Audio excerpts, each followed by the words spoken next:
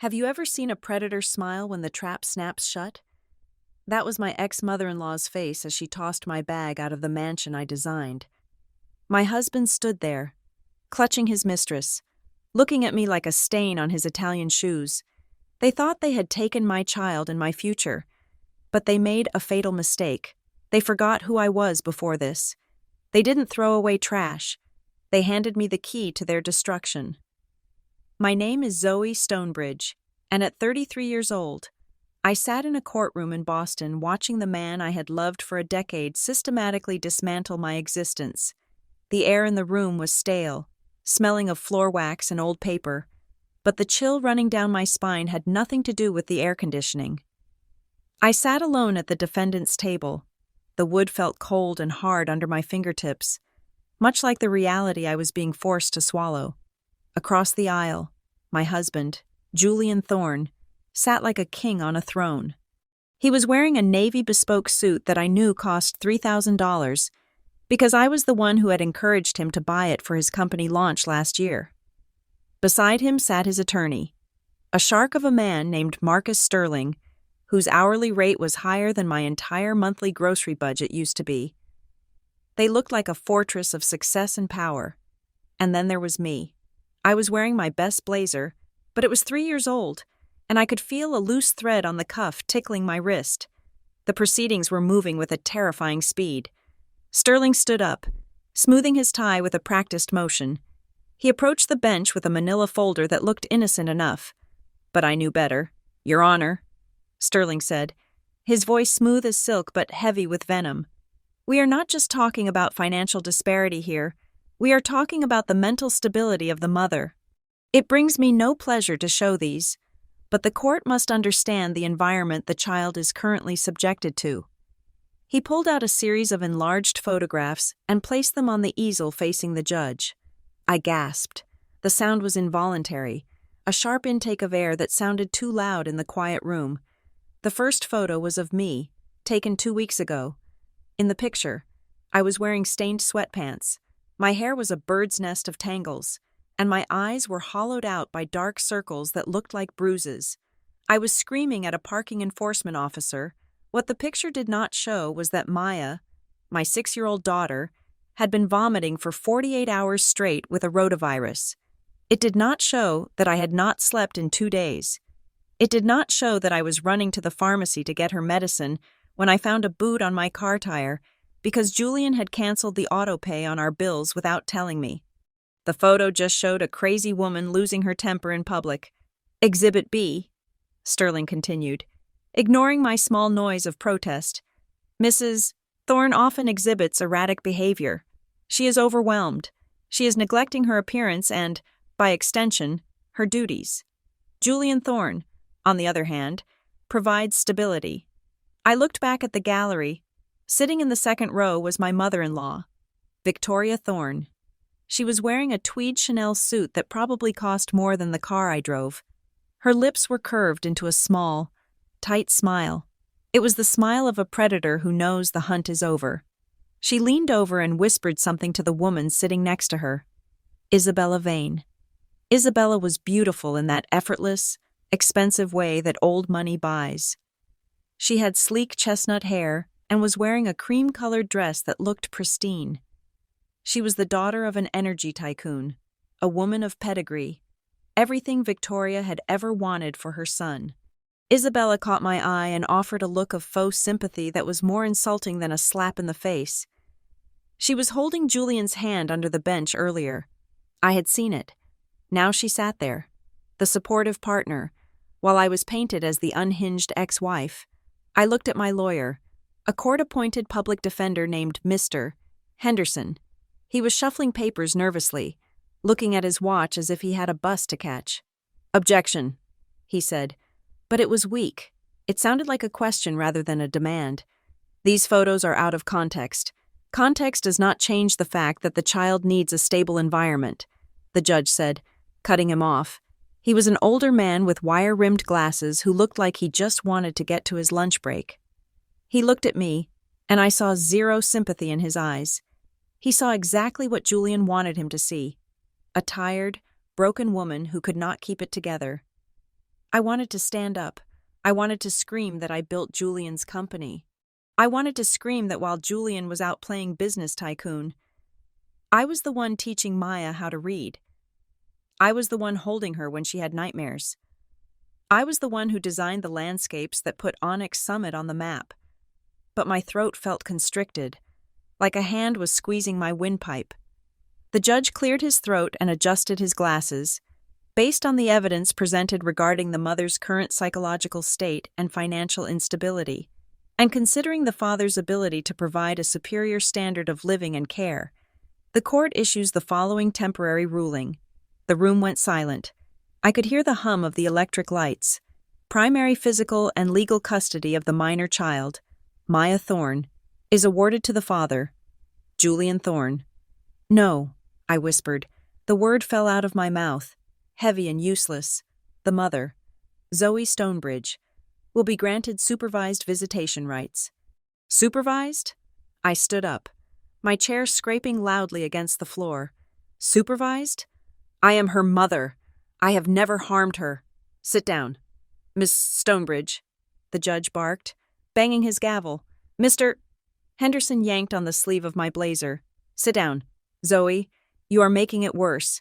If you have an outburst now, they will take away the visitation too. I froze. The threat hung in the air like a guillotine. Visitation will occur 2 times a month, on the first and third Saturdays, for a duration of 4 hours, at a court-approved center. The judge continued, his voice monotonous, as if he were ordering a sandwich and not destroying a human life. 2 times a month, 4 hours, 8 hours a month. That was all I was worth? 6 years of waking up every morning to her smile. And now I was reduced to 8 hours a month under the watch of a stranger?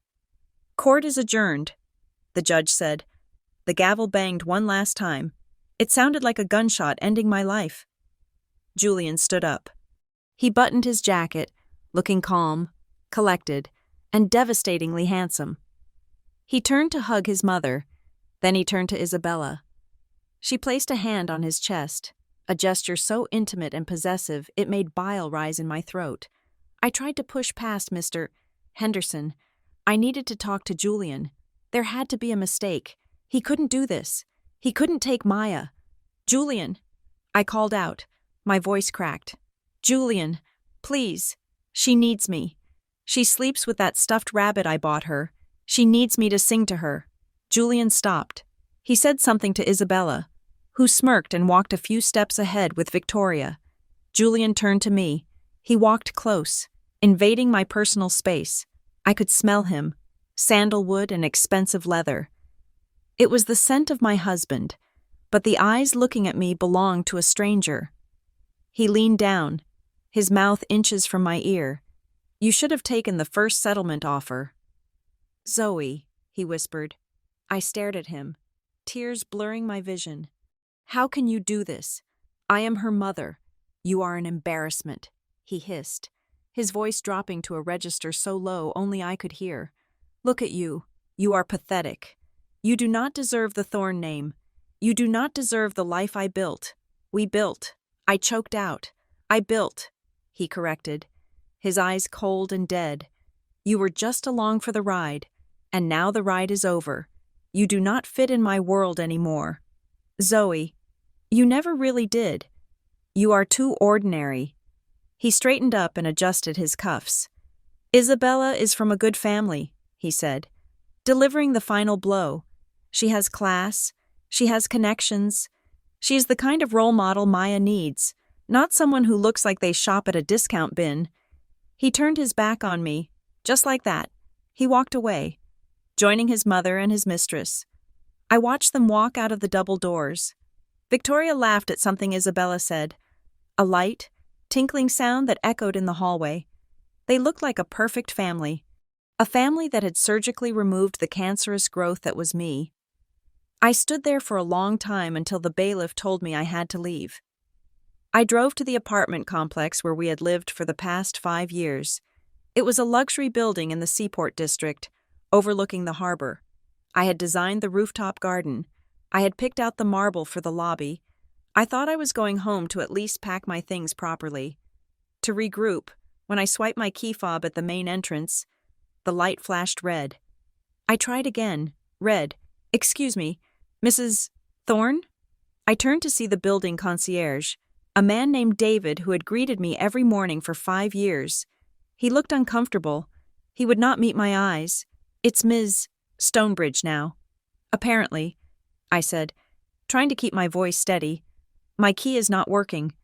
David, I am sorry. Ma'am, David said, looking at his shoes. Mr. Thorne contacted the management office an hour ago. He provided the court order. You are not permitted entry. What? I felt the blood drain from my face. My things are in there. My clothes, my computer, Maya's baby pictures. David pointed to a cardboard box sitting behind the concierge desk. He had the staff pack some essentials for you, David said softly. He said everything else is property of the marital estate and cannot be removed until the final asset division. I looked at the box. It was small, a single cardboard box. I walked over and opened it. Inside was my old winter coat, a few changes of underwear, a toothbrush, and a framed photo of me and Maya. That was it. 5 years of living in that home, 9 years of marriage, and it was reduced to a cardboard box in a lobby. He can't do this, I said, my voice trembling. This is illegal. The lease is in his name. Ma'am, David said, and the company's name. I felt like I had been punched in the stomach. Of course it was. Julian had handled the paperwork. Trust me, babe, it is better for tax purposes, he had said. And I had trusted him. I had signed where he told me to sign. Please. I have to go, David said. He told us if you caused a scene. We had to call the police. I do not want to do that. Ms. Stonebridge, please. I grabbed the box. I did not want David to see me cry. I turned and walked out the heavy glass doors. Boston in November is cruel. The sky was a slate gray, and the rain was coming down in sheets, icy and sharp as needles. I didn't have an umbrella. I didn't have my car. The Range Rover was in Julian's name. Parked in the underground garage I could no longer access. I had driven here in the rental car my lawyer had arranged, a beat-up sedan that smelled like stale cigarettes. I stood on the curb, the freezing rain soaking through my blazer in seconds, my hair plastered to my skull. I clutched the cardboard box to my chest, trying to shield the photo of Maya from the water. Then I saw it. A sleek black Mercedes pulled up to the curb a few feet away. The window rolled down. I saw Julian in the driver's seat, in the back. I saw the top of Maya's head. She was looking out the window, her little hand pressed against the glass. Maya! I screamed, stepping forward. The window rolled up immediately. I saw Isabella in the passenger seat. She adjusted the rearview mirror, and for a second, our eyes met in the reflection. She didn't smile this time. She just looked at me with cold indifference, like I was a beggar on the street corner. The car accelerated, tires splashing a wave of dirty, freezing puddle water all over my legs. I stood there, shivering, watching the red taillights disappear into the gray mist. They were going to a warm home. They were going to eat a warm dinner. Isabella would probably read Maya a bedtime story. I dragged myself to the rental car and threw the box in the passenger seat. I sat behind the wheel, my hands shaking so hard I could barely put the key in the ignition. I needed to go somewhere, a hotel, a motel, anywhere. I pulled out my phone and opened my banking app. I needed to know how much I had. I had saved some money in a joint savings account, money from my freelance projects before Julian made me stop working. There should have been at least $15,000 in there. I logged in. Account balance, $0.00. I stared at the screen. I refreshed the page. $0.00. I checked the transaction history. A transfer had been made 4 hours ago. Transfer to Onyx Summit external account. I checked my credit card. Status, canceled. I checked my checking account. Status, frozen pending litigation. I had nothing. No home, no husband, no child, no money. I sat in the cold car, the rain hammering against the roof like a drum roll of disaster. My phone buzzed in my hand. I stared at it, a tiny spark of hope flaring in my chest. Maybe it was Julian. Maybe he realized he had gone too far. Maybe it was Maya somehow. I looked at the screen. It was a text message from the bank. Alert. Your account ending in 4589 is overdrawn by $150 due to processing fees. Please fund immediately to avoid further penalties. I threw the phone onto the passenger seat. It landed on top of the framed photo of Maya. The glass on the frame cracked. A sound ripped out of my throat, a guttural, animal noise that didn't sound human. I slammed my hands against the steering wheel, again and again, until my palms burned. I screamed until my throat tasted like blood. I was 33 years old. Yesterday, I was the wife of a CEO, a mother, a woman with a future. Today, I was a homeless, penniless woman sitting in a rusty car in the rain. They thought this was the end. They thought they had buried me. I looked at the cracked photo of Maya. Her smile was split down the middle. I wiped the rain and tears from my face with the back of my hand. The cold was seeping into my bones, numbing the pain, freezing the grief until it turned into something else, something harder. Julian thought I was trash. Victoria thought I was a joke. Isabella thought I was history. I started the engine. It sputtered and coughed before roaring to life. Let them think they won. I whispered to the empty car. Let them enjoy their champagne and their victory lap. I put the car in gear. I didn't know where I was going, but I knew one thing. I wasn't going to die here, not like this. They had stripped me bare, taken every weapon I had, but they forgot one thing. When you have nothing left to lose, you have nothing left to fear. And that made me the most dangerous person in their world. I drove out of the parking lot, leaving the life I knew behind in the rearview mirror, driving straight into the dark, wet belly of the city. The game had just begun. The rain drumming against the rusted roof of my rental car sounded like a slow, steady applause, mocking me in the silence of the night. I leaned my head against the cold steering wheel, closing my eyes, and suddenly, the smell of damp upholstery faded. In its place, I smelled vanilla and sawdust. I was traveling back in time, back to the beginning of the end, dissecting the corpse of my marriage to find the exact moment the rot had set in. It was 9 years ago when I first met Julian. I need to be clear about something because the world now sees Julian Thorne as a titan of industry, a man who turned steel and glass into gold. But when I met him, he was nobody. He was 25 years old, wearing a suit that was a size too big, sweating through his shirt at a networking event in downtown Boston. I was the one people were there to see. I was Zoe Stonebridge, the rising star of landscape architecture, the girl who could look at a muddy patch of dirt and see a hanging garden of Babylon. I remember the way he looked at me then. It was not with love. I realize now with the clarity of hindsight, it was with hunger. He looked at me the way a starving man looks at a loaf of bread. I mistook that hunger for passion. I mistook his desperation for ambition. He told me he had a vision for a real estate empire, but he had no capital, no connections, and a credit score that was barely breathing. I had savings. I had a reputation. I had a legacy left to me by my grandmother. Red flag number 1.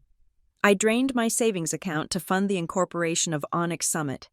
$50,000. That was the seed money that grew the forest I was now lost in. I used my industry contacts to get him meetings with developers who would not have looked twice at a boy with a cheap haircut. I stayed up until 3 a.m, night after night, drafting the blueprints for his first renovation project because he could not afford to hire a firm. When the project sold for double the asking price, Julian popped a bottle of champagne. He toasted to us. He said we were a team. But the name on the company registration was just his. It is just paperwork. Zoe, he had said, kissing my neck. We are partners in life. That is what matters. I believed him. God, I was so stupid. Then came the wedding, or rather, the lack of one. I had wanted a garden ceremony, nothing lavish, just something surrounded by the flowers I loved, with my friends and family. Julian shut it down. He sat me down, holding my hands in his. and gave me a speech about fiscal responsibility. "Babe, we are building an empire," he had said, his eyes earnest. "Why spend $20,000 on a party when we can put that back into the company? Let's just go to City Hall. It is romantic. Just you and me against the world." I thought he was being prudent. I thought he was sacrificing his desire for a party for our future. The truth was revealed to me a week later by his mother, Victoria Thorne. We were at a dinner to celebrate the marriage, just the three of us. Victoria spent the entire evening looking at my engagement ring, a modest stone I had picked out myself, with undisguised distaste. "It is for the best." "Really," Victoria had said, sipping her martini. "A big wedding would have required a guest list, and honestly, dear, with your background it would have been difficult to mix our circles. The Thorne family has a reputation to maintain. City Hall was a mercy. She made my upbringing, the daughter of a schoolteacher and a mechanic. Sound like a criminal record?" I looked at Julian, waiting for him to defend me, waiting for him to tell his mother that I was the one bankrolling her son's dreams. He said nothing.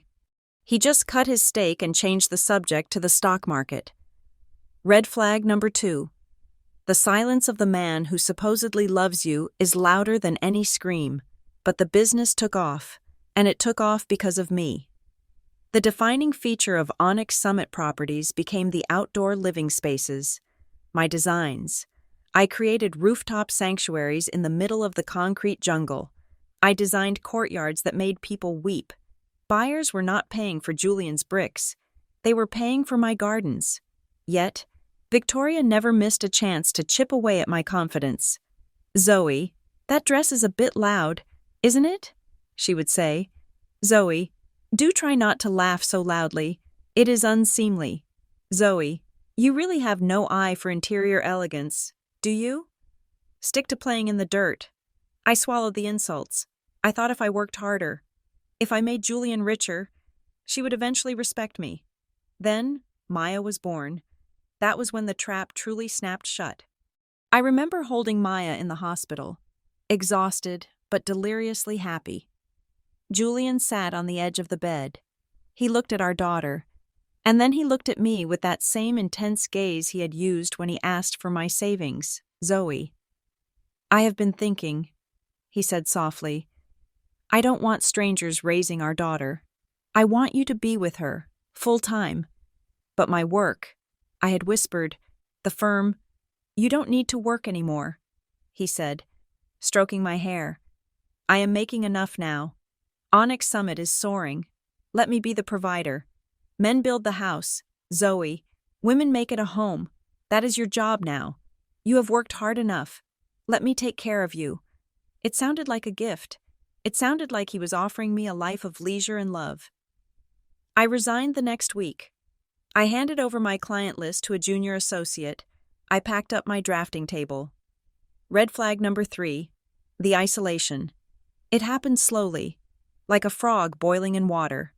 First, it was the finances. Since I wasn't earning a paycheck, Julian suggested we consolidate everything into one account, to simplify things, he said. But I didn't have access to the main account. I was given a credit card with a limit and an allowance in a separate checking account. $2,000 a month. That was what my autonomy was worth. I went from being a partner to being a dependent. If I wanted to buy a new dress, I had to justify it. If I wanted to take Maya to a special class, I had to ask permission. "Do you really need that?" Zoe became the soundtrack of my life. Money is tight this month. Babe, the market is fluctuating. Meanwhile, he was buying custom suits and leasing luxury cars. My friends from the architecture world stopped calling. I was no longer Zoe the architect. I was just Julian's wife. I was the woman pushing a stroller in the park, waiting for her husband to come home. I lost my community. I lost my professional identity. I lost the very thing that made me strong. And then, 6 months ago, the final act began. He came home one evening, buzzing with energy, smelling of expensive scotch. "I found her. Zoe," he announced, "the strategic partner we have been looking for. Vane Energy wants to diversify into real estate. This is it. This is the billion-dollar leap. He showed me a picture on his phone. Isabella Vane. She was standing on the deck of a yacht, holding a glass of wine, looking like she had been born wearing diamonds. She was 10 years younger than me. She was radiant. She is coming to dinner on Friday, Julian said. Make something impressive. And please, Zoe, try to look polished. Isabella is from a very old family. She has high standards. I spent 2 days preparing that dinner. I bought a dress I couldn't afford. Dipping into my emergency cash stash, I cooked a 5-course meal. When Isabella walked into our home, she didn't look at the house. She looked at Julian, and he looked at her. It was a look I recognized. It was the hunger. Oh, you must be the wife, Isabella said, handing me a bottle of wine without making eye contact. Julian talks about you. He says you are a wonderful homemaker. The way she said homemaker made it sound like servant. Over the next few months, Isabella was everywhere. She was the strategic investor. She was at the office late at night. She was on the weekend business trips to Miami and New York. Julian started changing.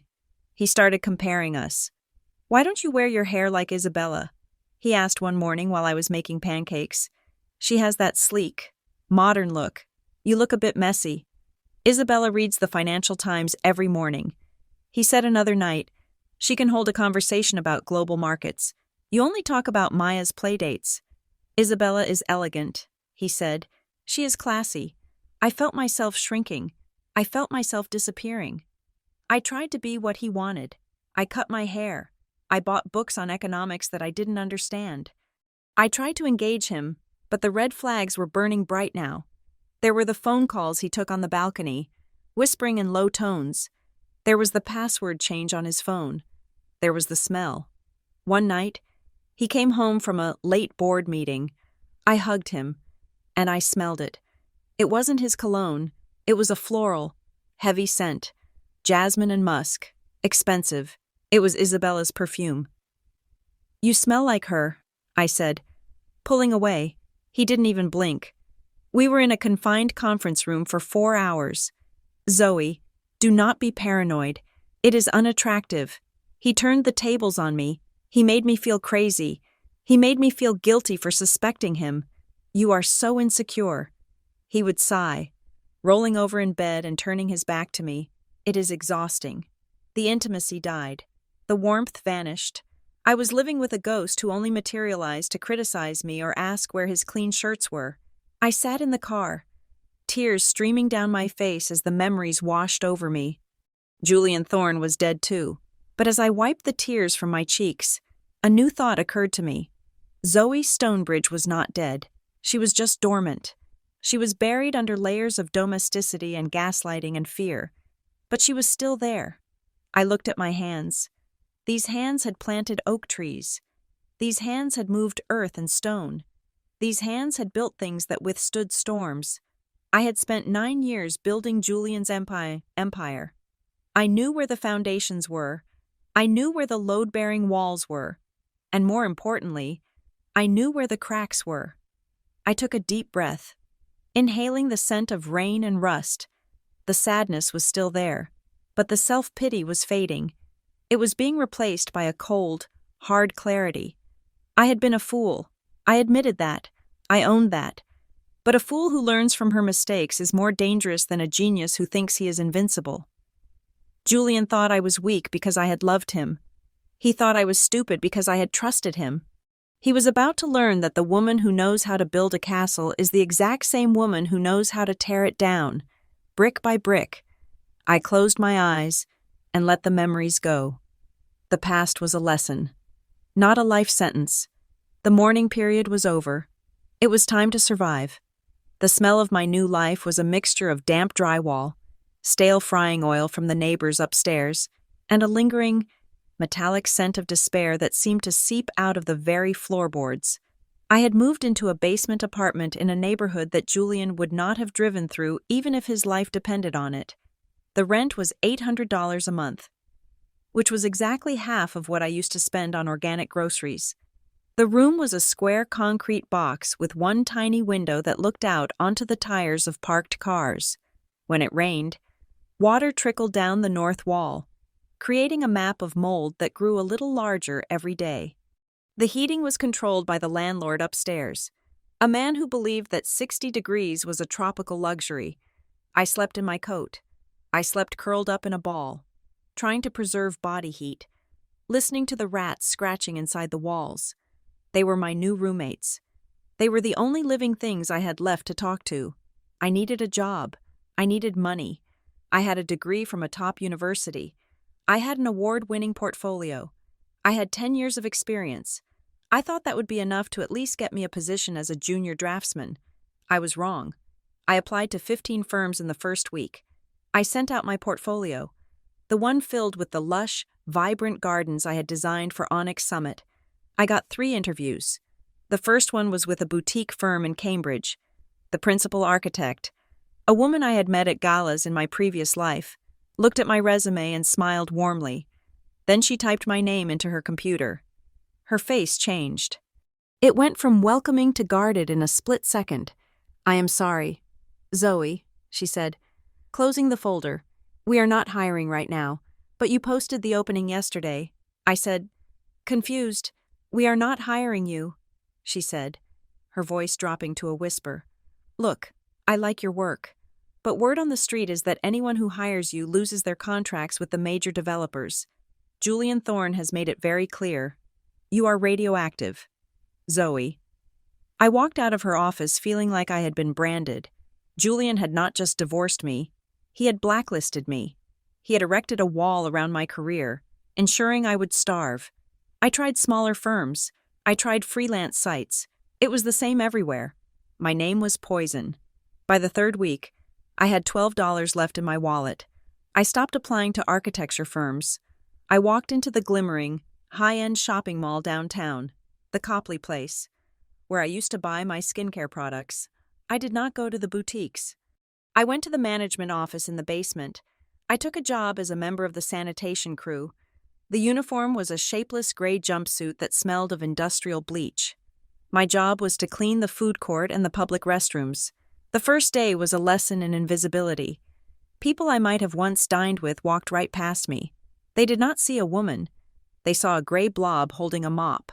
I scrubbed toilets used by women wearing shoes that cost more than my annual rent. I wiped up spilled lattes and discarded napkins.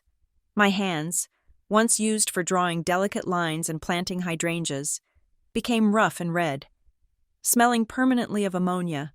I endured it because I had a date circled on my calendar. The 3rd Saturday of the month, my first visitation with Maya. I spent 3 days prepping for those 4 hours. I cleaned my tiny apartment until my fingers bled, trying to scrub away the smell of mold. I bought a small vanilla cake from the grocery store. I bought a set of crayons and a coloring book. On Saturday morning, I woke up at 5 o'clock. I was shaking with excitement. I was going to see my baby. I was going to hold her. At 8 o'clock, my phone buzzed. It was a text from Julian. "Maya is unwell, fever and vomiting. Visitation canceled. We will reschedule next month." I stared at the screen. Panic gripped my throat. I texted back immediately. "Is she okay? Do you need me to come over?" "I can take care of her. Please let me see her." His reply came 2 minutes later. "She is resting. Do not disturb us." I spent the day pacing my cold room, crying, imagining my little girl burning up with fever, calling for her mother. I felt helpless. I felt like my heart was being ripped out through my ribs. That evening, unable to sleep, I made the mistake of logging into a burner Instagram account I had created to keep tabs on them. The first thing I saw was a post from Isabella Vane. The location tag was the Sapphire Yacht Club. The photo showed Isabella in a white bikini, holding a glass of champagne. Next to her, sitting on the deck under the bright sun, was Maya, my sick daughter. Maya was not in bed with a fever. She was wearing a designer swimsuit that looked uncomfortable. She was not smiling. She looked pale and small against the vast white fiberglass of the boat. The caption read, "Family Day on the Water. So grateful to step in and provide a healthy, happy environment for this little angel. Some people just do not know how to prioritize their children." Bonus mom. Blessed New chapter. I threw my phone across the room. It hit the concrete wall with a crack. He had lied. He had denied me my 4 hours just because he could, just to show me that he owned her time, her health, and her truth.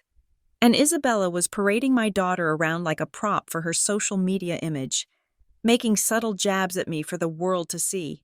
The rage was hot, but the grief was colder. The next Monday, I couldn't take it. I knew the court order said I could not go within 500 feet of Maya's school, but I had to see her. I had to know she was real. I took an early lunch break from the mall and took the subway to her private school in Brookline. I hid behind a large oak tree across the street, pulling my hood up to hide my face.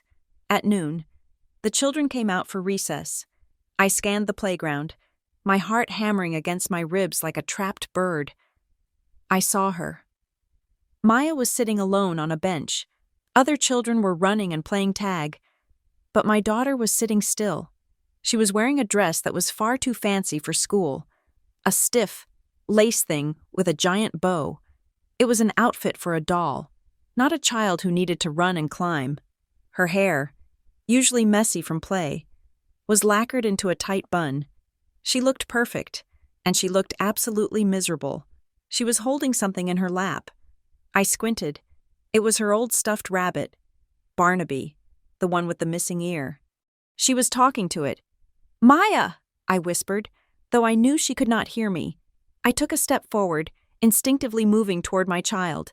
"Hey, you!" A hand clamped down on my shoulder. I spun around to see a security guard. He was twice my size. "You are not supposed to be here."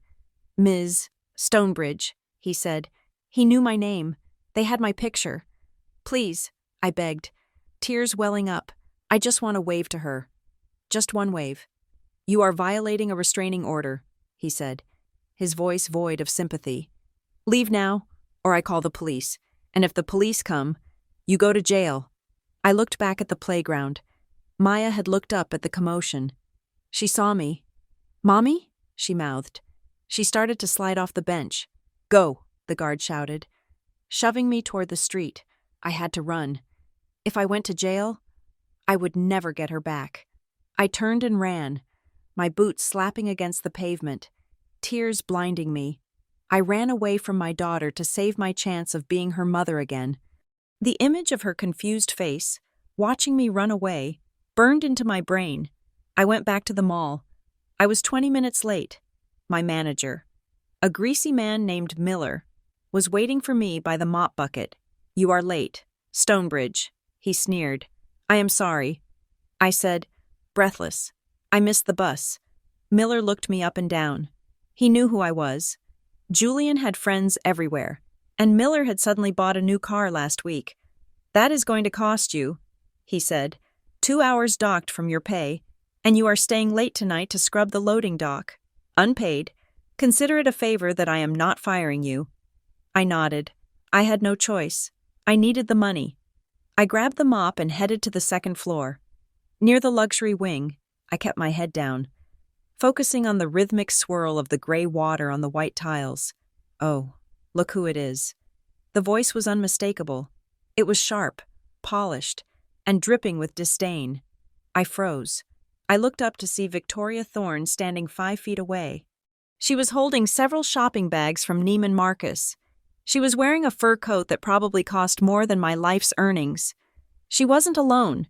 She was with 2 of her society friends, women who used to drink my wine and compliment my garden designs. They looked at me with a mixture of horror and amusement. Victoria stepped closer, her heels clicking on the tiles I had just cleaned. "I must say, Zoe," she said loud enough for the passers-by to hear, "this career path suits you much better. You always did have a certain affinity for filth." Her friends tittered behind their hands. "Please, Victoria," I whispered, gripping the mop handle until my knuckles turned white. "I am just doing my job, and doing it poorly." "I see," she said. She lifted her foot and deliberately knocked over my bucket of dirty water. Gray sludge spilled out, soaking her expensive shoes and spreading across the pristine floor. "Oops," she said, her eyes gleaming with malice. "You missed a spot." She turned to the nearest store manager, who had rushed out at the noise. "This incompetence is staggering," Victoria declared. "This woman just spilled dirty water all over my Louboutins. I expect her to be disciplined." The store manager looked at me, then at the formidable Victoria Thorne. "I am so sorry. Mrs. Thorne," he said. He turned to me.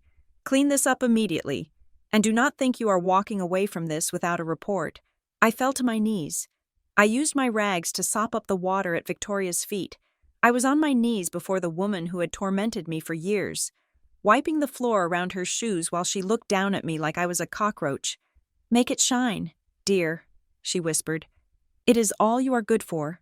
She walked away, leaving wet footprints on the floor and a hole in my soul. I worked until midnight that night. My body screamed in agony. My back felt like it was breaking. When I got my paycheck 2 days later, it was short. Miller had docked me not just for being late, but for the damages to Mrs. Thorne's shoes. I had $70 for 2 weeks of food. But next week was Maya's birthday. She was turning 7. I looked at the only thing of value I had left. It was a small gold locket that had belonged to my grandmother. It had a picture of my mother inside. I had sworn I would never sell it. It was my heirloom to give to Maya. I walked to the pawn shop on the corner of my street. The man behind the counter weighed it, scratched it, and offered me $150. It was worth 5 times that. I took the money. I went to a toy store and bought a beautiful, hand-painted music box. It played Claire de Lune, the song I used to hum to Maya when she was a baby. It cost $140. I spent the last $10 on express shipping to the penthouse. I wrote a note. To my darling Maya, "Mommy loves you more than all the stars. Listen to this and remember me. Happy birthday." I mailed it 3 days before her birthday.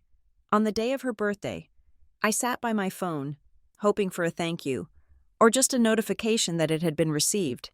At 6 in the evening, there was a knock on my basement door. I opened it. A courier stood there. He handed me a box. It was the package I had sent. It had been opened and resealed with duct tape.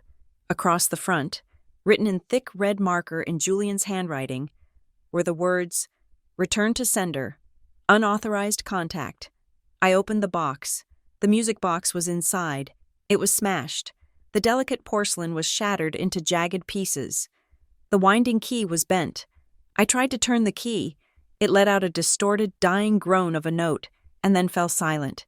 He hadn't just returned it. He had let Maya open it. Or maybe he had opened it in front of her, and then he had destroyed it. He had crushed my love before sending it back to me. I sat on the floor of my freezing apartment. I saw Victoria laughing. I saw Julian's cold eyes. "You are nothing," the fever whispered. "Maybe," I thought, as the darkness swallowed me whole. "Maybe I am." I closed my eyes and waited for the end. It felt like a mercy. The fever had turned my basement apartment into a kaleidoscope of sweating walls and shivering shadows. I was drifting in a haze, somewhere between consciousness and a coma. When a sound pierced through the fog, it was the buzzing of my phone on the concrete floor. I ignored it at first, thinking it was another debt collector or a wrong number, but it persisted. Buzz, buzz, buzz. It was rhythmically demanding, like a heartbeat. I rolled off the mattress, my limbs heavy as lead, and grabbed the device. The screen was blinding in the dark. Sarah, Onyx Summit. Sarah was the junior landscape architect I had trained. She was the only person from my old life who hadn't blocked my number, though we hadn't spoken since the divorce began. I swiped right, my voice raspy. "Hello?" "Zoe," Sarah whispered. She sounded terrified. "You need to know. I shouldn't be calling you, but I couldn't watch it happen without telling you." "What is it?" I asked, coughing. "He is destroying it." "Zoe, the grandmother's garden, the one you designed for the north wing of the estate. The excavators are coming tomorrow morning at 6 o'clock. He says he wants to put in a putting green." "A putting green? Zoe?" The words hit me like a bucket of ice water. Shocking the fever right out of my system, that garden was my masterpiece. I had planted every bulb with my own hands. I had designed the stone pathways to mimic the constellations.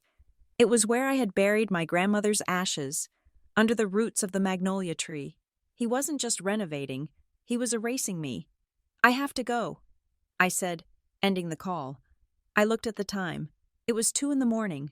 The fever was still there, burning behind my eyes, but a cold, frantic energy took over my muscles. I pulled on my black hoodie and my worn-out sneakers. I didn't have a car. The rental had been repossessed 2 days ago, so I walked. It was a 5-mile walk to the Thorne estate. I stuck to the shadows, moving through the sleeping city like a ghost. By the time I reached the perimeter of the property, my lungs were burning. But my mind was razor sharp. The estate was a fortress, but I had designed the landscaping. I knew where the security cameras had blind spots, because I had placed the trees that blocked them. I slipped through a gap in the heavy wrought iron fence near the service entrance, a gap hidden by a dense wall of hydrangeas. The house loomed ahead, dark and monstrous. I could see a faint blue light flickering in the master bedroom window. Julian and Isabella were probably sleeping there. In my bed, dreaming of their stolen millions. I didn't go to the house. I went to the old gardening shed at the far edge of the property. It was a small structure made of cedar, where I used to spend hours potting plants and sketching ideas. Julian never went there. He hated dirt. I pushed the door open. It creaked softly. The smell of potting soil and dried lavender hit me. A scent of home that made my knees weak. I turned on the flashlight on my phone, keeping the beam low. I went straight to the false bottom of the potting bench. I pried up the loose plank. Thank God. The metal tubes containing the original blueprints of the garden were still there. I grabbed them, clutching them to my chest. If he destroyed the garden, I would rebuild it one day, somewhere else. As I turned to leave, my light swept across a cardboard box in the corner, filled with electronic junk Julian had discarded. Old chargers, tangled wires, and a tablet. I paused. It was an old tablet, one from 3 years ago. I remembered the day Julian threw it against the wall because a deal had fallen through. The screen was shattered into a spiderweb of cracks. He had bought a new one the same afternoon and tossed this one into the garbage pile that the housekeeper had moved to the shed and forgotten about. I don't know what made me do it. Call it instinct. Call it the desperate hope of a drowning woman grasping at driftwood. I grabbed the broken tablet and shoved it into my hoodie pocket. I slipped out of the shed and vanished back into the night, just as the first gray light of dawn began to touch the sky. Back in my basement. I didn't sleep. I sat on the floor, surrounded by the smell of mold, and plugged the tablet into a charger I had scavenged. For 10 minutes. Nothing happened. The screen remained black. "Please," I whispered. "Please." Then, a battery icon appeared. It was red. Critical. But it was there.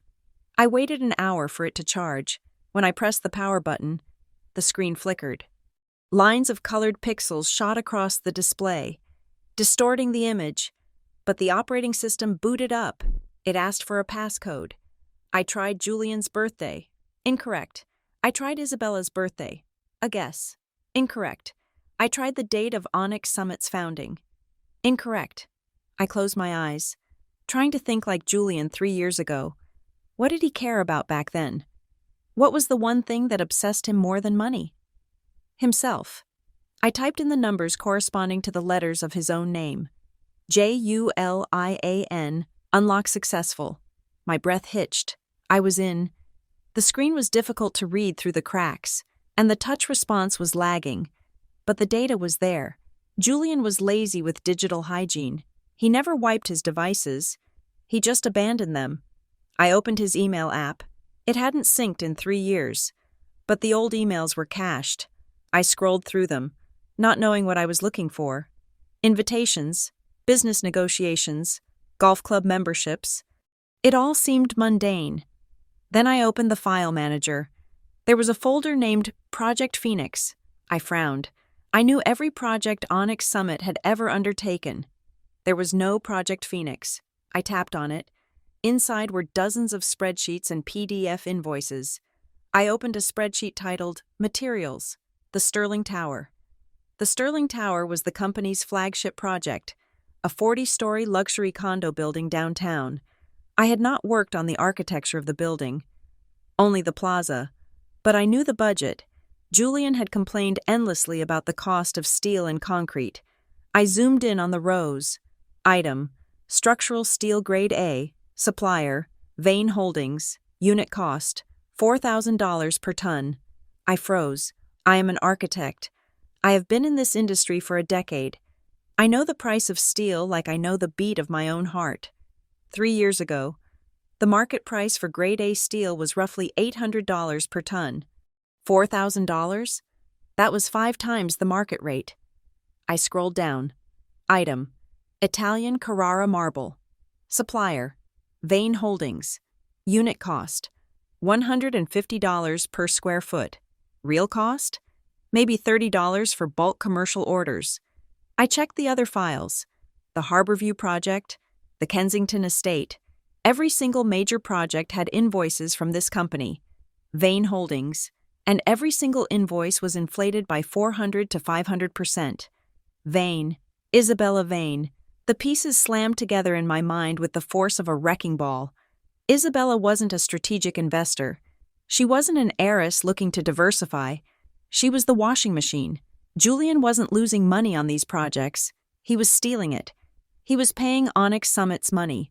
Money that belonged to us, the shareholders, the marital estate, to a shell company owned by the Vanes. They were overcharging themselves to siphon millions of dollars out of the company and into offshore accounts. I frantically searched for more. I found a folder of scanned documents. One was a certificate of incorporation for Vane Holdings. Registered agent: Isabella Vane. Location: British Virgin Islands. I felt a laugh bubbling up in my throat. A hysterical, jagged sound. They were so arrogant. They didn't even hide it well. They assumed no one would look. They assumed the wife was too busy picking out curtains to look at the ledgers.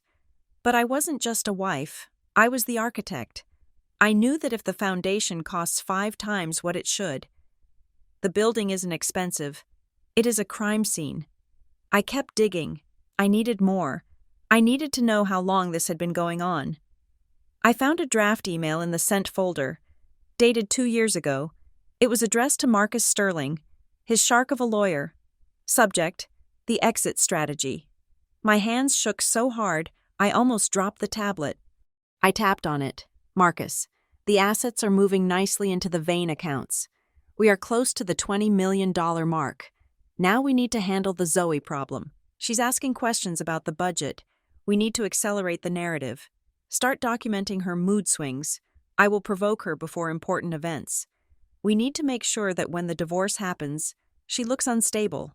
I want full custody, not because I want the kid, but because I need the leverage to force her to sign away her shares in the company. If she is declared unfit, I become the trustee of her assets. Isabella is ready to step in. Let's start planting the seeds. Jay, I read it again and again. I want full custody. Not because I want the kid, but because I need the leverage. The air in the basement room suddenly felt very still. The fever that had been ravaging my body for days vanished. It didn't fade. It was incinerated. It was burned away by a heat so intense, so pure, that I felt like I was glowing in the dark. He didn't love Maya. He didn't even want her. She was just a pawn, a tool to secure his stolen fortune. He had gaslighted me, destroyed my reputation, starved me, and stolen my child, all to protect a bank account in the Virgin Islands. I looked at the cracked screen. The blue light illuminated my face. I caught my reflection in the dark glass. I didn't look like a victim anymore. The hollow eyes were gone. The fear was gone. I stood up. My legs were steady. I looked around my miserable, damp apartment. This was where they thought I belonged. In the dirt, in the dark. But they forgot what happens when you bury a seed in the dirt. It grows. I wasn't sad. I wasn't grieving. I was done crying over a man who was nothing more than a thief in a bespoke suit. I picked up the tablet. It wasn't just a piece of technology. It was a weapon. It was a nuclear bomb. And I had the launch codes. I went to the tiny sink and splashed cold water on my face. I looked into the cracked mirror above the basin. You wanted a war. Julian? I whispered to my reflection. I pulled my hair back and tied it into a tight knot. I smoothed down my hoodie. You wanted to take everything from me. You wanted to leave me with nothing. Well, congratulations. I have nothing left to lose. I grabbed a pen and a scrap of paper. I started writing down names: lawyers, auditors, journalists, anyone who had ever been screwed over by Julian Thorne. I wasn't just going to get my daughter back. That was too small a goal now. I was going to dismantle Onyx Summit brick by brick. I was going to expose the Vane family for the frauds they were. I was going to put Julian in a cage so small he would never see the sun again. I looked at the stack of drawings I had rescued from the shed. My legacy. No. I thought, that is the past. My future was sitting on that cracked tablet. I sat down and began to organize the files. The sun was coming up outside, casting a sliver of light through the basement window. It fell across my hands. The hands of an architect. I knew how to build, and now I was going to learn how to demolish. I reached for my phone and dialed the number of the one man in Boston who hated Julian Thorne as much as I did. It rang 3 times. "Hello?" A groggy voice answered. "Mr. Kane," I said, my voice steady and cold as steel. "My name is Zoe Stonebridge. I have the blueprints to the Thorne Empire, and I have the dynamite to blow it up. When can we meet?" Marcus Kane's office was located in South Boston, above a boxing gym that smelled of sweat and liniment oil. It was a far cry from the marble-floored firms in the financial district where Julian's lawyers operated. But that was exactly why I was there. I had read about Marcus in an old newspaper article. He was a brilliant litigator who had been blacklisted by the city's elite after he punched a senior partner for burying evidence in a sexual harassment case. He hated the establishment. He hated bullies. And most of all, he hated men like Julian Thorne. I walked up the creaking stairs, clutching the cracked tablet like a holy relic. The door to his office was open. Marcus sat behind a desk buried under mountains of paperwork. He looked like he had not slept in a week. He was wearing a wrinkled white shirt with the sleeves rolled up, revealing a tattoo of scales on his forearm. He didn't look up when I entered. "We are closed." He grunted. "I am not a client." I said, my voice steady, "I am an opportunity." He looked up then. His eyes were sharp, gray, and assessed me in a fraction of a second. He saw the cheap clothes, the fatigue, the desperation. "I do not do pro bono work for divorce cases." "Honey," he said, turning back to his files, "go to legal aid." I walked forward and placed the tablet on top of his paperwork. "I am Zoe Stonebridge," I said, "and this is proof that Onyx Summit has been laundering money through a shell company in the British Virgin Islands for 3 years. The total amount is over $20 million. Marcus froze. The pen in his hand stopped moving. He looked at the tablet, then at me. "Julian Thorne's wife?" he asked. "Ex-wife," I corrected. "And I'm not looking for a settlement. I am looking for a demolition crew." He picked up the tablet. I gave him the passcode. For the next 10 minutes, the only sound in the room was the rhythmic thumping of the heavy bags from the gym downstairs and the soft tapping of Marcus's finger on the glass. When he finally looked up, his expression had changed. The dismissal was gone. In its place was a wolfish grin. "This is not a divorce case," he said softly.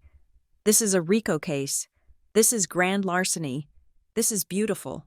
But I cannot pay you." I said honestly. "I have $70 to my name." Marcus laughed, a dry barking sound. "You think I want your money?" he asked. "Taking down Julian Thorne and watching Marcus Sterling's face when I destroy his golden boy in court? That is payment enough, but we need more than just spreadsheets. We need to trace the flow. We need to know where the bodies are buried." He picked up his landline and dialed a number. "Cypher," he said. "Get over here." We caught a whale. Cypher arrived 20 minutes later. She was a small woman who looked like a librarian but moved like a cat. She didn't speak. She just plugged the tablet into a massive server tower in the back room and started typing. While Cypher worked, Marcus looked at me. He walked around his desk and leaned against the edge, crossing his arms. "If we are going to do this—" "Zoe, you need to change," he said bluntly. "Excuse me? You look like a victim." he said. You look like the sad, broken housewife they painted you as in court. If you want to beat them, you have to stop being the person they destroyed. You need to become someone they do not recognize, someone they do not see coming. He was right. I had been clinging to the remnants of my old self. The soft, nurturing mother, the artistic dreamer. That woman was dead. I needed to bury her properly. I went to the bathroom attached to the office. I found a pair of scissors in the medicine cabinet. I looked at myself in the mirror. My hair was long, tangled, a curtain I used to hide behind. I raised the scissors. I cut it all off. I sheared away the soft waves, the feminine frame. I cut it short, into a sharp, jagged pixie cut that exposed my neck and my jawline. I looked harder. I looked dangerous. When I came out, Marcus nodded approvingly. Better, he said. Now, let's talk strategy. The strategy was simple. The art of war. Appear weak when you are strong. They think you are dead, Marcus said, pacing the room. They think you are starving in a basement, too busy trying to survive to fight back. Good. Let them think that. We are going to build a case so tight that by the time they realize we are coming, the handcuffs will already be on. We spent the next week working out of that office. I slept on the leather couch. I ate takeout pizza. And I worked harder than I had ever worked in my life. I started contacting the people Julian had discarded. I found the former foreman of the Sterling Tower project, a man named Frank who had been fired for refusing to sign off on the steel inspection. I met him in a diner at midnight. He was afraid at first, but when I showed him the invoices from Vane Holdings, his fear turned to anger. He made us use the cheap stuff. Zoe, Frank told me, clutching his coffee cup. He told me the grade A steel was on back order, but I knew he was lying. That building is not safe if there is a fire. The support beams will not hold for more than an hour. I recorded his testimony. I found the accountant who had resigned suddenly last year. She confirmed the irregularities in the payroll. I found the personal assistant who Julian had harassed and then paid off to leave. One by one, the ghosts of Onyx Summit came forward. They were all like me, people who had been used and thrown away by Julian Thorne, and they were all ready for revenge. Then, Cypher came out of the back room with a stack of papers. I found her, Cypher said, tossing a file on the desk. Isabella Vane. I opened the file. Isabella Vane. Born in Ohio. Real name, Jessica Vane. Her father wasn't an energy tycoon. He was a mid-level manager at a paper company who had been indicted for embezzlement in the 90s and lost everything. The Vane family had declared bankruptcy 15 years ago. Isabella wasn't an heiress. She was a professional grifter. She has been running this con for a decade, Cypher explained, pointing to the timeline. She targets up-and-coming businessmen, plays the role of the wealthy investor or the high society daughter, gets them to invest in her family trust, which is just a shell company, and then drains them dry. Usually, she disappears before the collapse. But with Julian, she got greedy. She saw a husband she could manipulate and a company she could bleed for years. She is not rich, I whispered, staring at the mugshot from a DUI arrest in Florida 5 years ago. She is broke. She is living off Julian's credit cards, Marcus said, grinning. And the money she is siphoning into Vane Holdings? She is not saving it for their future. She is funneling it to pay off debts to a loan shark in Miami. This was the smoking gun. Julian thought he was marrying into royalty. He thought he was merging with a billion-dollar empire. Instead, he was being eaten alive by a parasite even hungrier than he was. But we needed more. We needed to know their next move. We needed ears inside the penthouse. We cannot break in, Marcus said. The security is state-of-the-art. We do not need to break in, I said, looking at the calendar. We just need to send a gift. I knew Julian, I knew his greed, and I knew his ego. I took the last of the money Marcus had advanced me for expenses. I went to an electronics store and bought the newest, most expensive tablet on the market, the Pro model, the one that cost $2,000. Cypher took it apart. She installed a piece of spyware deep in the operating system. It was undetectable. It would record audio, keystrokes, and location data and upload it directly to our server. Then, I wrapped it. I did not wrap it as a gift from me. I knew Julian would destroy anything from Zoe. I wrapped it in silver paper with a white bow. I wrote a card in shaky handwriting, mimicking my mother's script. My mother, who lived on a fixed pension in Florida and had not spoken to Julian in years. To my precious granddaughter, Maya. I know things are hard right now. I saved up for a long time to get you this for school. Please accept this small gift from your Grandma Stonebridge. It was a gamble. Julian despised my mother because she was poor, but he was also incredibly cheap when it came to spending his own money on things he didn't care about, like Maya's toys. If he saw a $2,000 device arriving for free, would he throw it away? Or would his greed win out? I paid a courier service to deliver it directly to the concierge I knew, David, with instructions to say it was an urgent package from a relative. We waited. 3 hours later, the audio feed on Cypher's computer spiked, static rustling noises. Then, Julian's voice, "What is this?" "It is from her grandmother." Isabella's voice sneered, "That old woman in Florida." God, the wrapping paper is tacky. "Wait," Julian said. "This is the new Pro model. This costs a fortune. So, throw it out. We do not want her trash here." "Do not be stupid, Isabella," Julian snapped. "Do you know how much a tutor costs? We can use this for her lessons. Besides, if we throw it out, the old hag might complain to the court that we are alienating the extended family. Sterling said we need to appear cooperative with the relatives." "Fine," Isabella sighed. "But I am not setting it up." "Maya!" Julian shouted. "Come get your mail." I let out a breath I didn't know I was holding. He had taken the bait. His arrogance and his stinginess were his undoing. For the next week, we lived in their apartment through that tablet. We heard everything. We heard Isabella screaming at the maids. We heard Julian making illegal deals on his burner phone. We heard Maya crying herself to sleep, whispering to the tablet because she thought her grandma was listening. "Grandma, I miss Mommy," she would whisper. "The lady is mean. She pinched me today because I spilled my juice. I had to leave the room when I heard that." I went to the boxing gym downstairs and hit the heavy bag until my knuckles bled, imagining it was Isabella's face. But the most interesting conversations happened late at night. In the master bedroom, we heard the cracks forming. "Julian, I need another 50,000, Isabella said one night. "My investment portfolio needs a liquidity injection." 50,000? Julian sounded stressed. "Bella, you spent 30,000 last week on handbags. The cash flow from the Sterling project is tight right now. Can't you ask your father?" "My father is tied up with the merger." She lied smoothly. "Do not be cheap, darling. You know I will pay you back tenfold once the Vane Trust unlocks next month." I know, Julian muttered. "It is just my mother is asking questions. She saw the credit card bill. Your mother is a dinosaur." Isabella spat.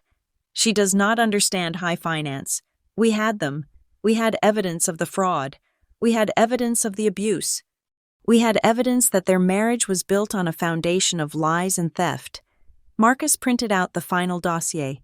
It was 3 inches thick. "Zoe," he said, placing his hand on the stack, "this is enough to bury them. We can go to the police now." "No," I said, looking at the screen where the live audio wave from the penthouse was flickering. "Not yet." I turned to him, my eyes cold. "Julian is about to transfer $20 million to the Cayman Islands next week. It is the final drain of the company's liquid assets. If we arrest him now, the money might be frozen in legal limbo for years. I want to catch him in the act. I want him to think he has won. And then, I want to take it all." I looked at the calendar. "Next week is the Onyx Summit annual gala." I said, "All the investors will be there. The press, the elite, perfect." Marcus grinned, showing his teeth. "A public execution. We are not just going to send them to jail." "Marcus," I said, picking up a red marker and circling the date, "we are going to destroy their names, their legacy, and their pride. We are going to turn their victory party into a funeral." I looked at the reflection in the window. The woman with the short hair and the sharp suit stared back. She wasn't Zoe the victim. She was Zoe the Avenger. Let's get to work. I said, the scorched earth strategy, the strategy of ashes, was in full effect. We would let them burn everything down, thinking they were clearing the land for their empire. They didn't realize they were just piling up the fuel for the fire I was about to light. The plan began with a piece of paper that was deliberately pathetic. Marcus sat at his cluttered desk, typing out the motion for a retrial. He was a legal genius, a man who could weave complex statutes into a noose for his opponents. But today, he was writing like a first-year law student who had failed the bar exam twice. He used weak adjectives. He cited case law that had been overturned 10 years ago. He even left a few typos in the opening paragraph. It looks like a suicide note, Marcus said, sliding the document across the desk to me. It reeks of desperation. It says, I have no money, no counsel, and no hope. It is perfect, I said, signing the bottom with a shaky hand. We filed it on Monday morning, by Monday afternoon. The bug tablet in the penthouse picked up the reaction we were waiting for. You have to see this. Julian's voice crackled through the speakers in our makeshift war room. He was laughing. It was a wet, ugly sound. She filed a motion, read the third paragraph. She actually misused the word jurisdiction. It is embarrassing. She is flailing. Marcus Sterling's voice replied, I could hear the clinking of ice in a glass. It is the last gasp of a dying animal. Julian, we do not even need to file a counter motion. The judge will throw this out before he finishes his morning coffee. She is representing herself now. Henderson must have dropped her. Good, Julian said. I want her to feel the wall against her back. I want her to know she is completely powerless. She is ready to break. Sterling said, if you push her now, she will sign anything just to make the pain stop. I looked at Marcus Kane. He was eating a sandwich, his feet up on the desk. He thinks I'm ready to break, I said, checking the recording device taped to my chest. Let's prove him right. I texted Julian an hour later. Please, I can't fight anymore. I just want to see Maya. I am willing to sign the quitclaim deed on the house and the waiver for the spousal support. Just meet me, please. He made me wait 3 hours before replying. Power play, Starbucks on 4th, 20 minutes. Do not be late. I prepared for the performance of a lifetime. I pulled a beanie low over my new, sharp haircut. I wore my oldest, baggiest sweater, the one with a stain on the hem. I didn't wear makeup, letting the shadows under my eyes from sleepless nights of research stand out. I wanted to look like the ghost he wished I was. When I walked into the coffee shop, Julian was already there. He was sitting in a booth, tapping on his phone. He looked radiant. Success and cruelty had given him a glow that most people mistook for vitality. I sat down opposite him. I kept my shoulders hunched, my eyes on the table. You look terrible, he said. It was not an observation. It was an insult. I am tired. Julian, I whispered, keeping my voice thin and trembling. I am so tired. I can't do this anymore. The lawyers, the court, it is killing me. He leaned back, a smirk playing on his lips. I told you, Zoe, I told you that you were out of your depth. You tried to play the victim, but you forgot that I write the script. I reached into my bag and pulled out a folder. Inside was the quitclaim deed for the penthouse and a document waiving my right to any future claim on Onyx Summit assets. These were papers Marcus had drafted.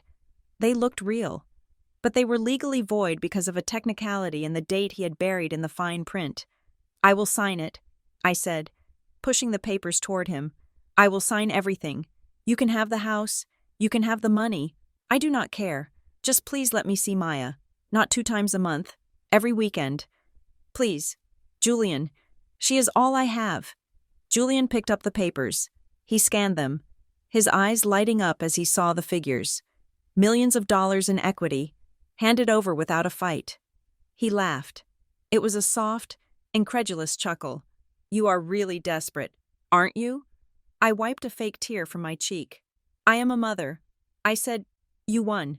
Okay? You beat me. You have Isabella. You have the company.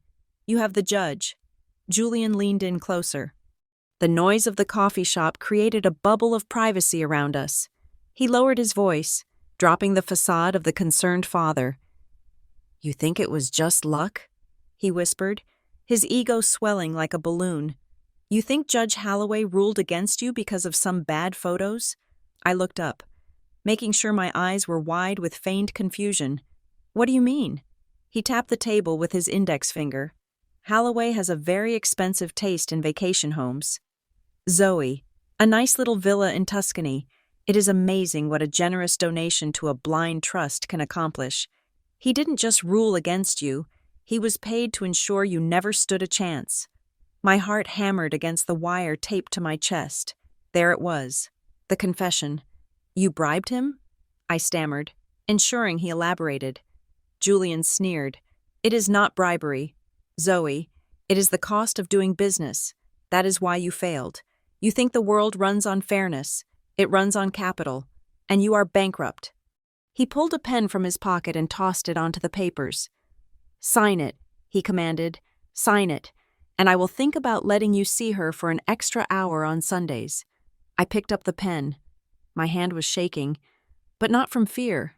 It was shaking from the effort of not lunging across the table and strangling him. I signed, "There," I said, my voice hollow. "It is yours." He snatched the papers away, checking the signature. "Smart girl," he said, standing up. He didn't even buy me a coffee. "By the way, do not bother coming to the engagement party next week. It is going to be the event of the season. Isabella would hate to have the help cluttering up the view." He walked out, leaving me sitting there with nothing but a cold table and a recording that was worth 20 years in federal prison. I waited until he was gone, then I sat up straight. I pulled the beanie off, revealing my short hair. I looked directly into the security camera in the corner of the shop and smiled. Checkmate, Julian, back at the office. Marcus listened to the recording. He was grinning like a shark that smelled blood in the water. "He admitted to bribing a federal judge," Marcus said, shaking his head in disbelief. "On tape. We have him on wire fraud, bribery, and coercion." But the war wasn't over on the home front. That night, the surveillance from the penthouse revealed the cracks in the enemy's foundation were widening into canyons. Isabella was on a rampage. "I do not care about the venue," her voice shrieked through our speakers. "I want the deed to the Martha's Vineyard estate transferred to my name before the ceremony. Julian, babe, be reasonable." Julian's voice sounded weary. "We just got Zoe to sign away the penthouse. I can't move assets that fast." "The audit. Screw the audit," Isabella screamed. "And I want 10% of the Onyx Summit shares. As a wedding gift. If you do not give them to me, I walk. Do you hear me? I will leave you looking like a fool at the altar." Okay, Julian capitulated. "I will have Sterling draw up the transfer. Just calm down." She was bleeding him dry, and he was too terrified of losing his trophy to stop her.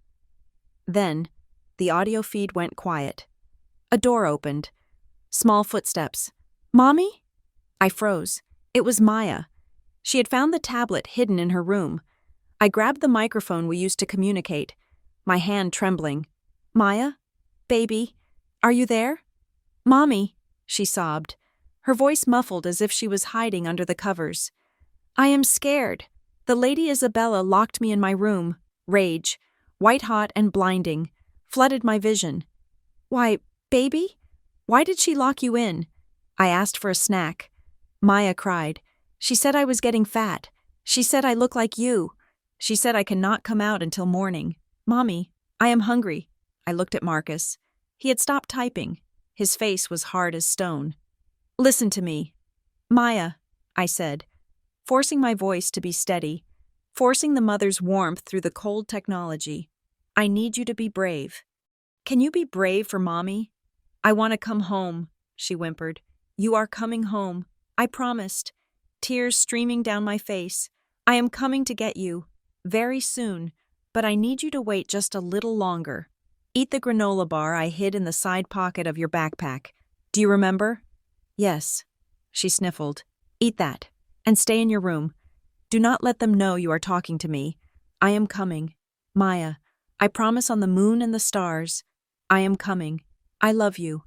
Mommy, I love you too. Baby. The connection cut. I slammed my fist onto the desk. I am going to kill her. I hissed. No, Marcus said, grabbing my arm. You are not, because if you go there now, you get arrested for violating the restraining order. And Maya stays with them forever. You have to wait.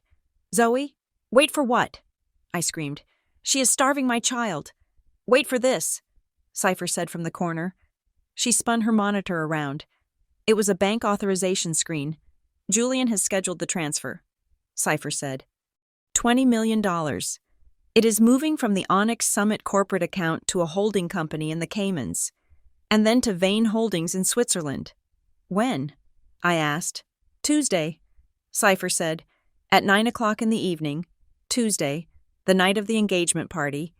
He is going to do it during the toast. Marcus realized. He is going to announce his engagement, smile for the cameras, and rob his own company blind while everyone is clapping. I looked at the date. Tuesday was 3 days away. 3 days of Maya being locked in a room. 3 days of Isabella playing the queen. 3 days of Julian thinking he was a god. We are going to that party, I said. We are not on the list, Marcus noted dryly. I do not need an invitation. I said, walking to the map of the venue, the grand ballroom of the Mandarin Oriental Hotel, that we had pinned to the wall. I designed the terrace garden for that hotel. I know a service entrance that is not on the security blueprints. I turned to my team. Cypher, can you hijack the projector system in the ballroom? Cypher cracked her knuckles. Give me 5 minutes inside the network, and I can make the walls bleed if you want. Marcus, I said, I need you to have the FBI ready, not at the door. I want them waiting in the wings.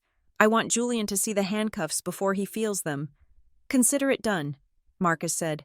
I looked at the picture of Maya on my phone. Hang on. Baby, I whispered. Mommy is bringing the storm. Before I ignited the bomb, I wanted to watch the rats turn on each other. It is a known fact in demolition that the structure falls faster if the foundation is already cracked. Julian and Victoria Thorne looked like a united front of old money and arrogance. But I knew the truth. Their bond was not love. It was a mutual parasitic need for status. And Isabella Vane? She was just the termite eating away the wood while they argued over the paint color. I started my Tuesday morning with a simple trip to the post office. I wore gloves, not because of the cold, but because I did not want my fingerprints on the manila envelope. Inside, I had placed a curated selection of documents Cypher had unearthed. There was the mugshot of Isabella from Florida, looking disheveled and drunk. There was her bankruptcy filing from Ohio, listing debts to payday lenders totaling $40,000. And there was a marriage certificate to a used car salesman in Nevada that had never been legally dissolved. I addressed it to Mrs. Victoria Thorne, personal and confidential. I mailed it, bought a black coffee, and went back to the office to put on my headphones. The show started at 2 o'clock in the afternoon. Through the tablet speakers, the sound of tearing paper echoed in the penthouse living room. Then, silence. A long, heavy silence that felt like the air before a thunderstorm. Isabella. Victoria's scream was so shrill it caused feedback in our audio equipment. Marcus winced and turned the volume down slightly. Get down here, you lying, filth-ridden little gutter rat. We heard running footsteps, Julian's heavy tread, and Isabella's light clicking heels. Mother? What is going on? Julian asked. Why are you shouting? Ask her, Victoria shrieked. Ask this fraud who she really is. Jessica Vane? A waitress from Dayton. Ohio? A bankruptcy filing? I could hear the rustling of papers being thrown. Is this true? Julian's voice was confused, wavering. Bella? What is this? This was the moment, the pivot point. If Isabella faltered, she was done. But I had underestimated her talent for survival. She did not deny it. She did not fight. She wept. It was a masterful performance, a low, trembling sob that sounded like a wounded animal. Oh, Julian, she cried, her voice hitching perfectly. I was so afraid you would find out. My father made mistakes, terrible mistakes. He lost our fortune when I was 20. I had to change my name to escape the shame. To escape the creditors he left behind. I was trying to protect the family legacy. Protect? Victoria scoffed. You are married. You are still married to a man named Gary in Reno. That was an annulment. Isabella sobbed louder. I was young and stupid and broke. He took advantage of me. Julian, look at me. Do you think I want to be that girl? I built myself up from nothing, just like you did.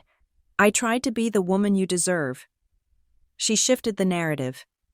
She aligned herself with Julian, the self-made man, against Victoria, the heiress who had never worked a day in her life. She is a con artist. Julian! Victoria yelled. Look at the mugshot. She is trash. Stop it! Julian roared. The room went silent. She is my fiancée, mother, and she is the woman I love. So she had a hard past. So what? She is more of a woman than you ever were.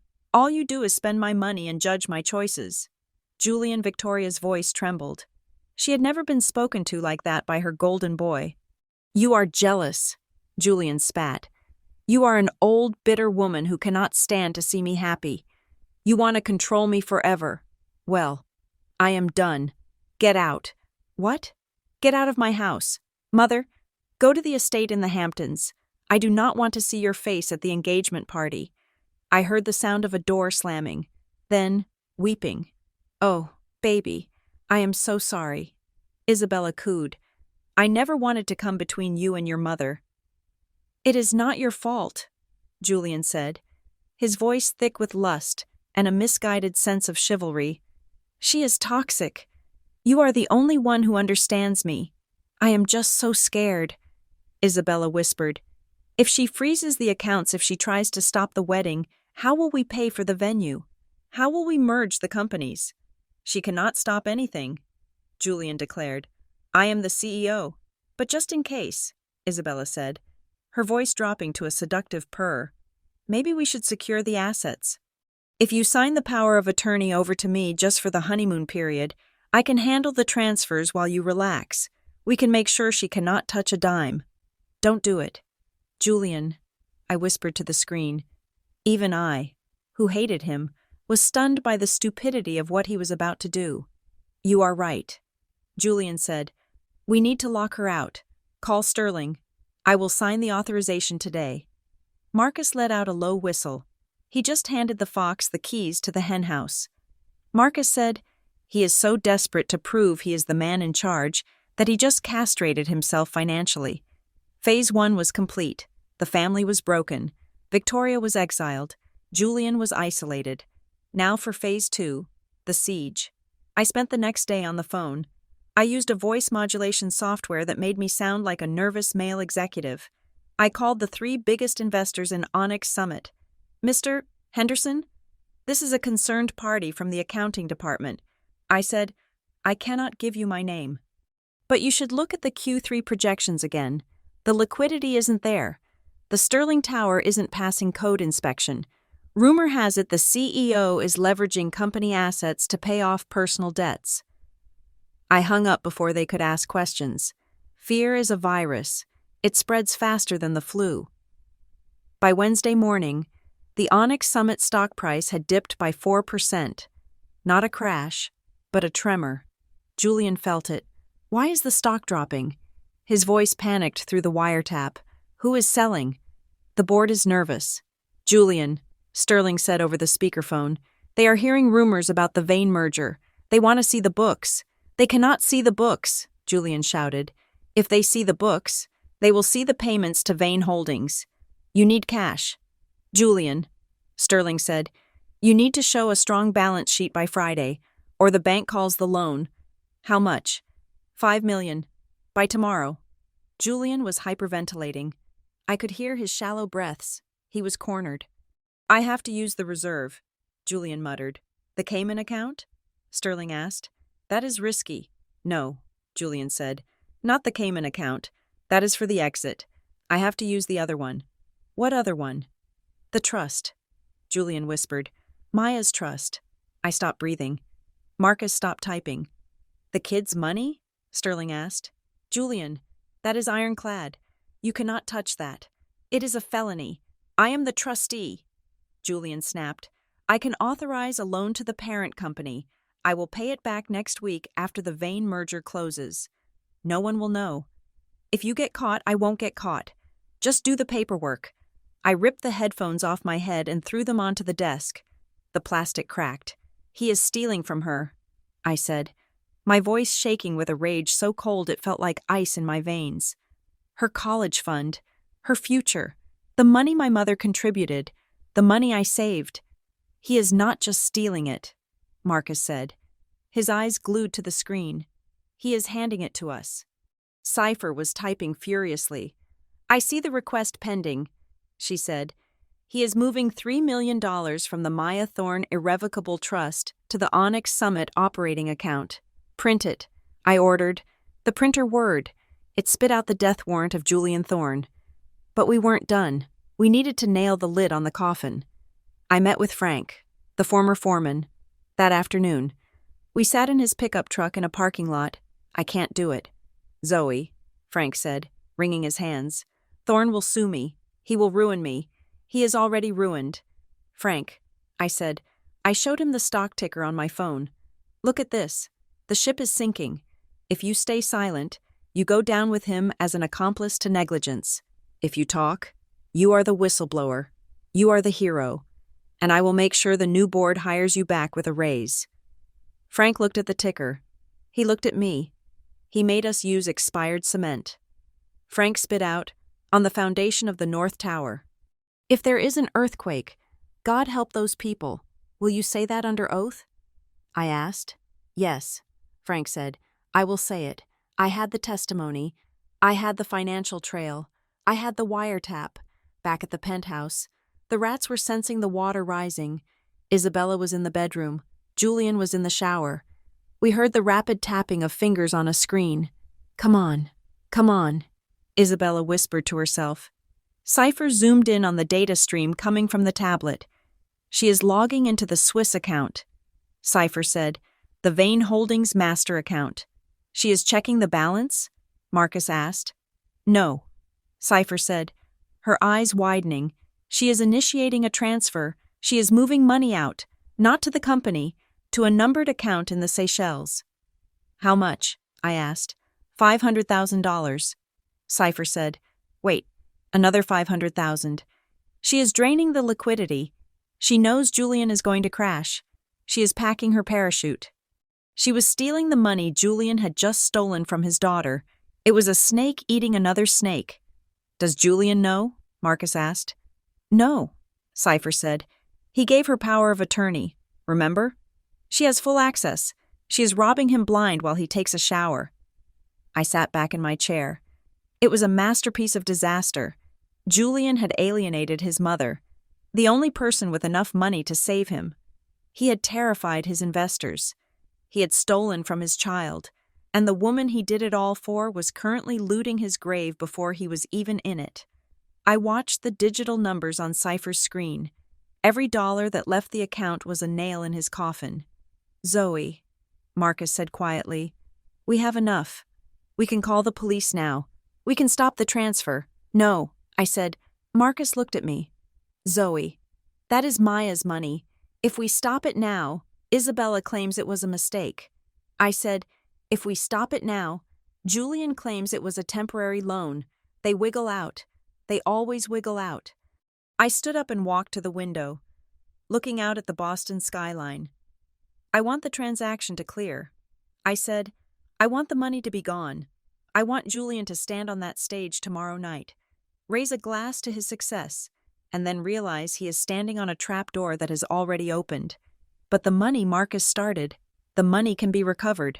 I said, Cypher can trace it to the Seychelles. But Julian's arrogance? That can only be destroyed once. I turned back to them. Tomorrow night is the engagement party. It is time for the bride and groom to receive their wedding gifts. I picked up the file containing the trust fund theft and the foreman's testimony. Pack your bags. Gentlemen, I said, we are going to a party. The air in the surveillance van parked outside Logan International Airport. smelled of stale coffee and high-voltage tension. It was 6 in the morning, the sky a bruised purple over the harbor. I sat next to Marcus, my eyes glued to the monitor that displayed the live feed from the airport security cameras. We were not the ones arresting her. That honor belonged to the Economic Crimes Unit we had tipped off 3 hours ago. But I needed to see it. I needed to see the rat try to leave the sinking ship. Isabella Vane was wearing huge sunglasses and a trench coat, looking like a bad caricature of a spy from a 60s movie. She was clutching a Louis Vuitton carry-on bag so tightly her knuckles were white. Inside that bag, or rather, inside the digital accounts accessed by the phone in her pocket, was $5 million, the money she had siphoned from Julian, who had stolen it from my daughter. She approached the first-class check-in counter for a flight to Zurich. I watched her hand over her passport. I watched the agent type on the keyboard. I held my breath. The agent frowned. She typed again. Then she picked up the phone. Isabella leaned forward, saying something. I could imagine the words, "Do you know who I am? Hurry up." Then, 2 uniformed officers stepped out from the security office. They flanked her. Isabella spun around, her heels slipping on the polished floor. She tried to run, a desperate, clumsy lunge toward the exit, but it was over before it began. One officer grabbed her arm. She screamed. It was a silent scream on our monitor, but I felt the vibration of it in my bones. She dropped the bag. The sunglasses fell off, revealing eyes wide with terror. Marcus tapped the screen. "Got her," he said, his voice grim. The accounts were frozen 10 minutes ago. When she tried to access the funds to pay for the upgrade she demanded at the counter, it flagged the system. My phone buzzed. It was Detective Miller. "Our contact inside. Subject in custody." The text read, "She is singing like a canary. She claims she was under duress. She says Julian Thorne forced her to launder the money. She is offering full cooperation in exchange for immunity." I let out a breath that felt like it had been trapped in my lungs for a year. "She turned on him," I said. "I knew she would, but I didn't think it would be this fast. There is no honor among thieves." "Zoe," Marcus said, starting the engine of the van. "Now, let's go get the big one." Julian was at the Onyx Summit headquarters.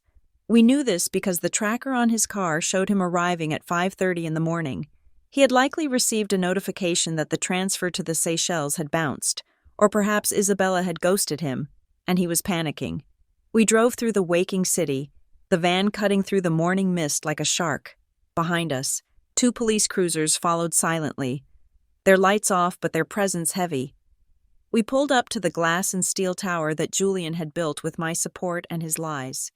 It looked imposing, a monument to his ego, but today it looked like a tomb. I walked into the lobby first.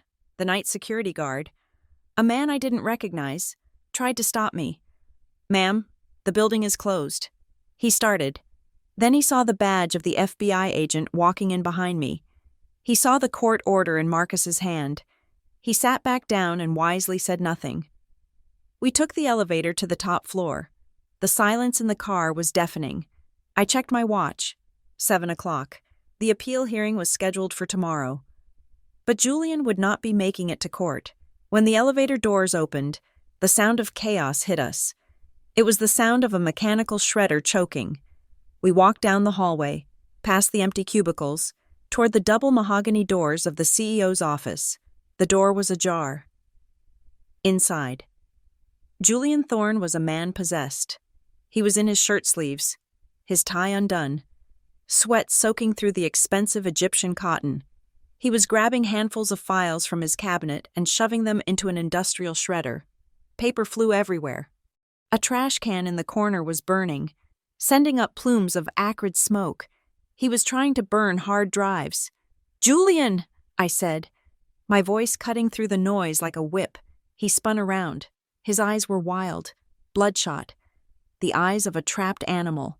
He held a lighter in one hand and a stack of ledgers in the other. "Zoe?" he gasped. He looked at me, then at the police officers behind me. "What is this? You cannot be here. This is private property. It is a crime scene." "Julian," Marcus said, stepping forward and holding up the warrant. "And you are just adding obstruction of justice to the list." Julian dropped the lighter. He backed up against his massive oak desk, the desk where he had signed the orders to ruin my life. "Isabella," he stammered. "Where is Isabella?" "She was supposed to. Isabella is currently negotiating a plea deal in an interrogation room at Logan Airport," I said, walking closer. My heels clicked on the hardwood floor, a steady, rhythmic beat of judgment. "She told them everything. Julian, the shell companies, the fake invoices, the stolen trust fund. She said you forced her to do it." "No!" Julian screamed, his face turning a blotchy red. "That lying witch. She planned it. It was her idea." "It does not matter whose idea it was," I said calmly. "You signed the checks, you signed the tax returns, and you signed the order to transfer Maya's money." Julian looked at the police, then back at me. The arrogance that had defined him for a decade began to crumble. His shoulders slumped. The sneer fell from his face, replaced by a terrified quiver. "Zoe, please," he whispered. He held his hands out, trembling. "We can fix this. I can explain. It was a temporary loan. I was going to put it back. You know the business. You know how cash flow works.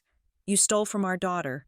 I said, "I did it for her," he pleaded, taking a step toward me. "To build her legacy.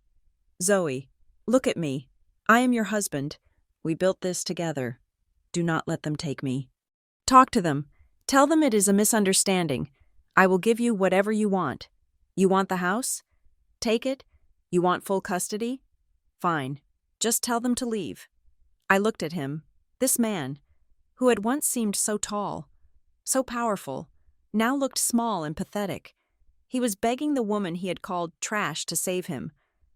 I remembered the rain. I remembered the cold car. I remembered the hunger. I remembered him laughing when the judge took Maya away. I took a step closer, until I was face to face with him. I could smell the smoke on his clothes and the sour scent of his fear. "You want to negotiate?" I asked softly. Yes, please, Zoe," he cried, hope flickering in his eyes. I leaned in, my voice deadly quiet. "You stood in a courtroom and watched them rip my heart out. You laughed when I begged to see my child. You told me I was nothing. You told me I was dirt." I paused, letting the words hang in the air. "You thought you could bury me. Julian. But you forgot that I am the one who designed the landscape. I know where everybody is buried. Zoe, please," he sobbed. "You laughed when I lost my child." I repeated, my voice hardening into steel. "Now, look around you. Look at the police. Look at your burning empire. And tell me, Julian, who is laughing now?" I signaled to the officers. "Get him out of my sight." 2 officers moved in. They grabbed Julian by the arms. He struggled, screaming, his legs kicking uselessly. "No, I am Julian Thorne. You cannot touch me. Mother, call my mother." As they dragged him toward the door, the elevator dinged again. Victoria Thorne burst into the office. She was wearing a silk dressing gown and fur coat, her hair in curlers, looking like she had run out of the house in a panic. She must have been alerted by the security company when the silent alarm was tripped by the fire. "Julian!" she shrieked. Seeing her son in handcuffs, she ran toward the officers, grabbing at their uniforms with her manicured claws. "Let him go! Do you know who we are? We are the Thornes. I will sue you. I will have your badges." "Ma'am, step back," the officer warned. Victoria reached into her purse. She pulled out a checkbook. Her hands were shaking so hard she dropped her pen. "How much?" she screamed, waving the checkbook in the officer's face. "How much do you want? 10,000? 50,000? I will write it right now. Just let my son go." Marcus stepped forward, holding up his phone. The red recording light was blinking. Attempting to bribe a federal officer, he narrated calmly, "That is another felony. Mrs. Thorne, keep going. We are aiming for a full bingo card today." Victoria froze. She looked at the phone, then at Julian, who was weeping openly now. "Mother? Stop." Julian moaned. "It is over." Victoria turned to look at me. Her eyes were filled with hate, but also with a dawning realization of horror. She looked at the woman she had mocked for her cheap clothes and her lack of pedigree. "You," she hissed. "You did this, you ungrateful little peasant. After everything we gave you, I gave you everything. Victoria," I corrected her. "I gave you my talent. I gave you my patience. I gave you a grandchild. And you treated me like a servant." I walked over to the desk and picked up the framed photo of Julian and Isabella that was sitting there. I looked at it for a second, then dropped it into the trash can where the fire was still smoldering. The glass cracked, and the flames licked at their smiling faces. "Get out of my office," I said. "This is my son's office," she screamed. "Not anymore," I said. "As of this morning, the SEC has frozen all assets of Onyx Summit pending a federal investigation. This building is now evidence, and you are trespassing." I nodded to the other officer. "Escort Mrs. Thorne out. If she resists, add her to the booking sheet." Victoria was led away, screaming curses that would have made a sailor blush. Julian was shoved into the elevator, his head hanging low, defeated. The office was suddenly quiet, save for the hum of the computers and the crackle of the small fire in the trash can. A man in a suit appeared at the door. He was panting, carrying a briefcase. It was Julian's personal attorney, the one who had replaced Sterling after the first cracks appeared. He looked at the empty desk. He looked at the smoke. He looked at me standing there like a statue of retribution. "Where is Mr. Thorne?" he asked nervously. "Federal custody," Marcus answered, stepping out from behind me.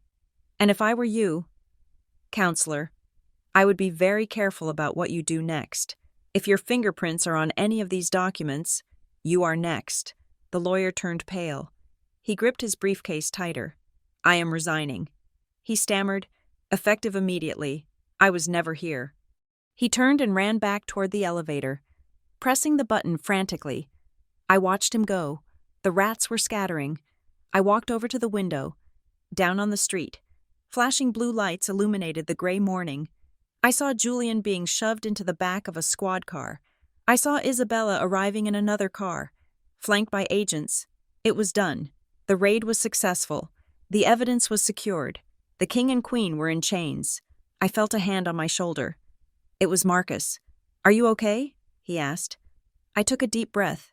The air in the office still smelled of smoke, but underneath it, I could smell the rain clearing up outside. "I am not okay," I said honestly. "I am empty. Revenge is a hollow meal," Marcus said softly. "Maybe," I said, watching the police cars drive away. "But at least I'm not starving anymore. And tomorrow, I get my daughter back." I turned away from the window. "Let's go. Marcus, we have an appeal hearing to prepare for. And I want to make sure the judge hears every single word of what we found." We walked out of the office, leaving the ruins of Onyx Summit behind us. The servers were being taped off with yellow police tape.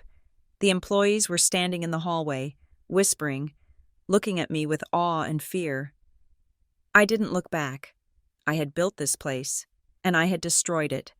Now, it was time to build something else, something that no one could ever take away from me.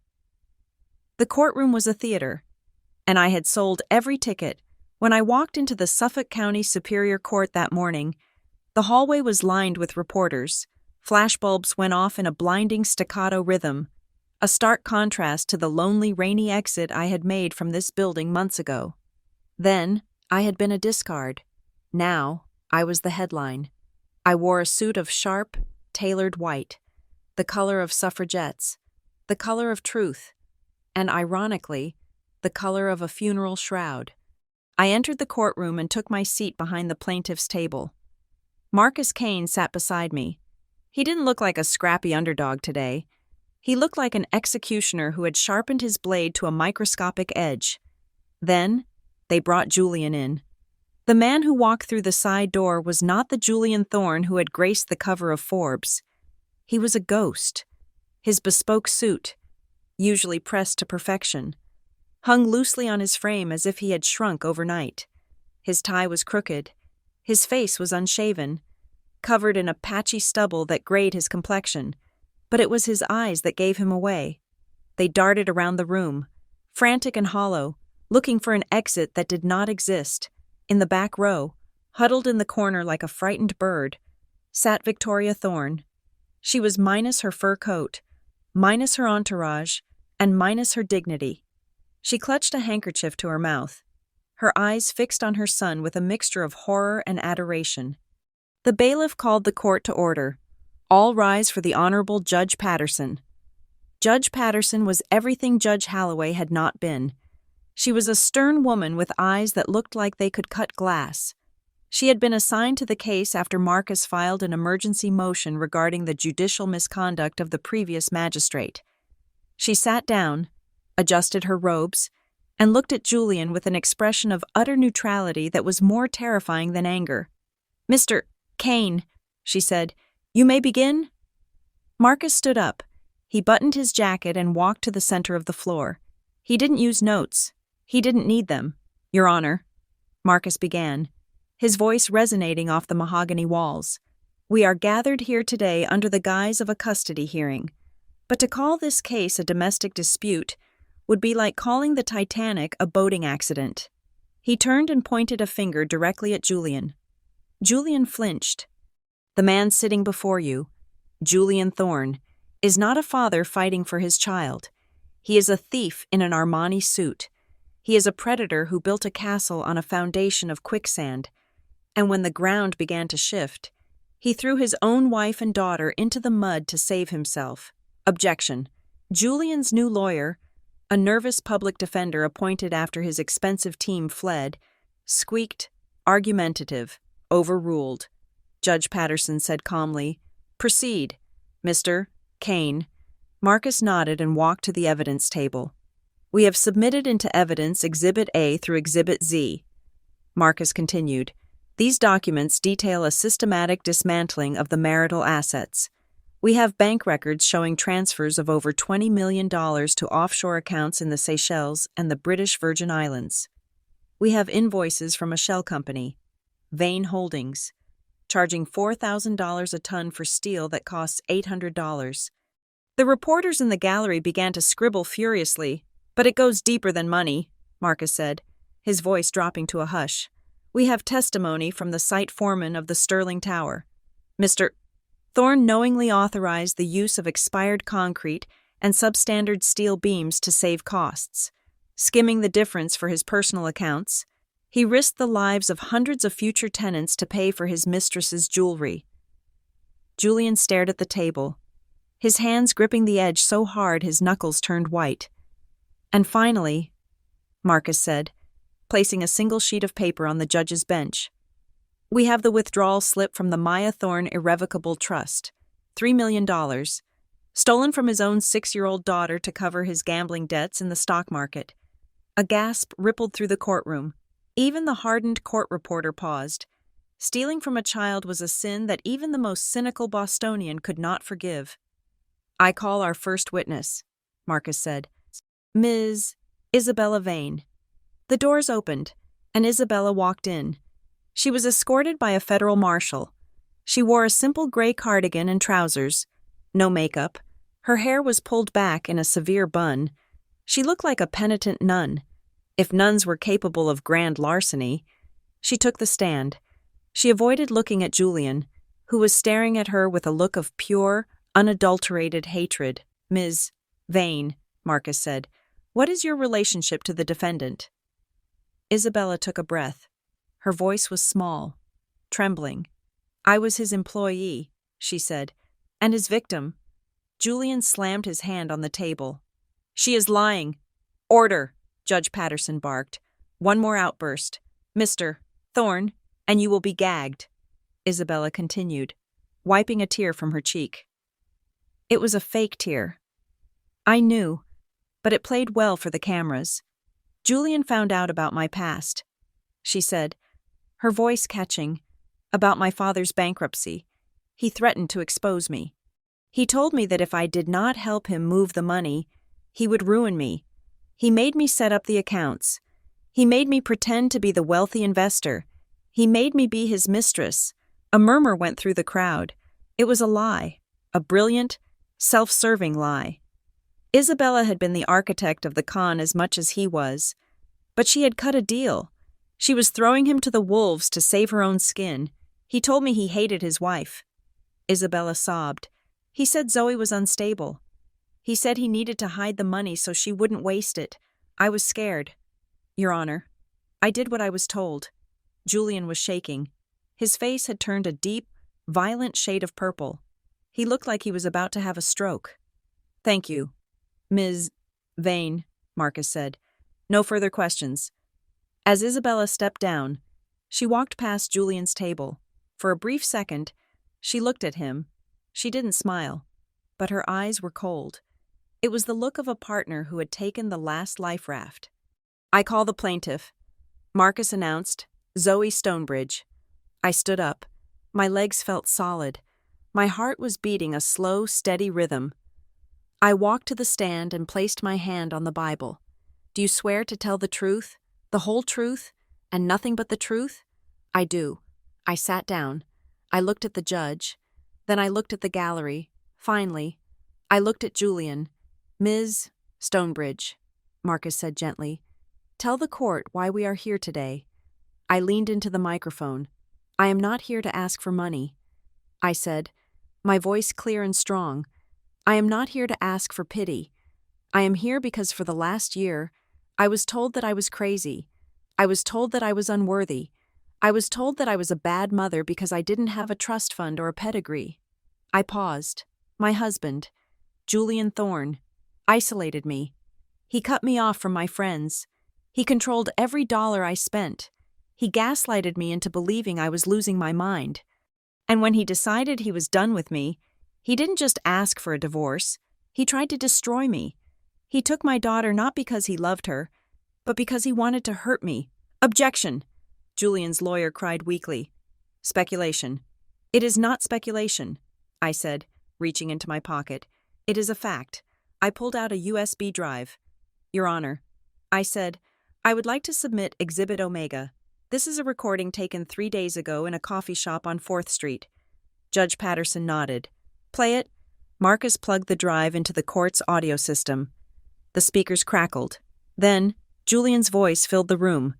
It was arrogant, smug, and undeniably him. You think it was just luck? You think Judge Holloway ruled against you because of some bad photos?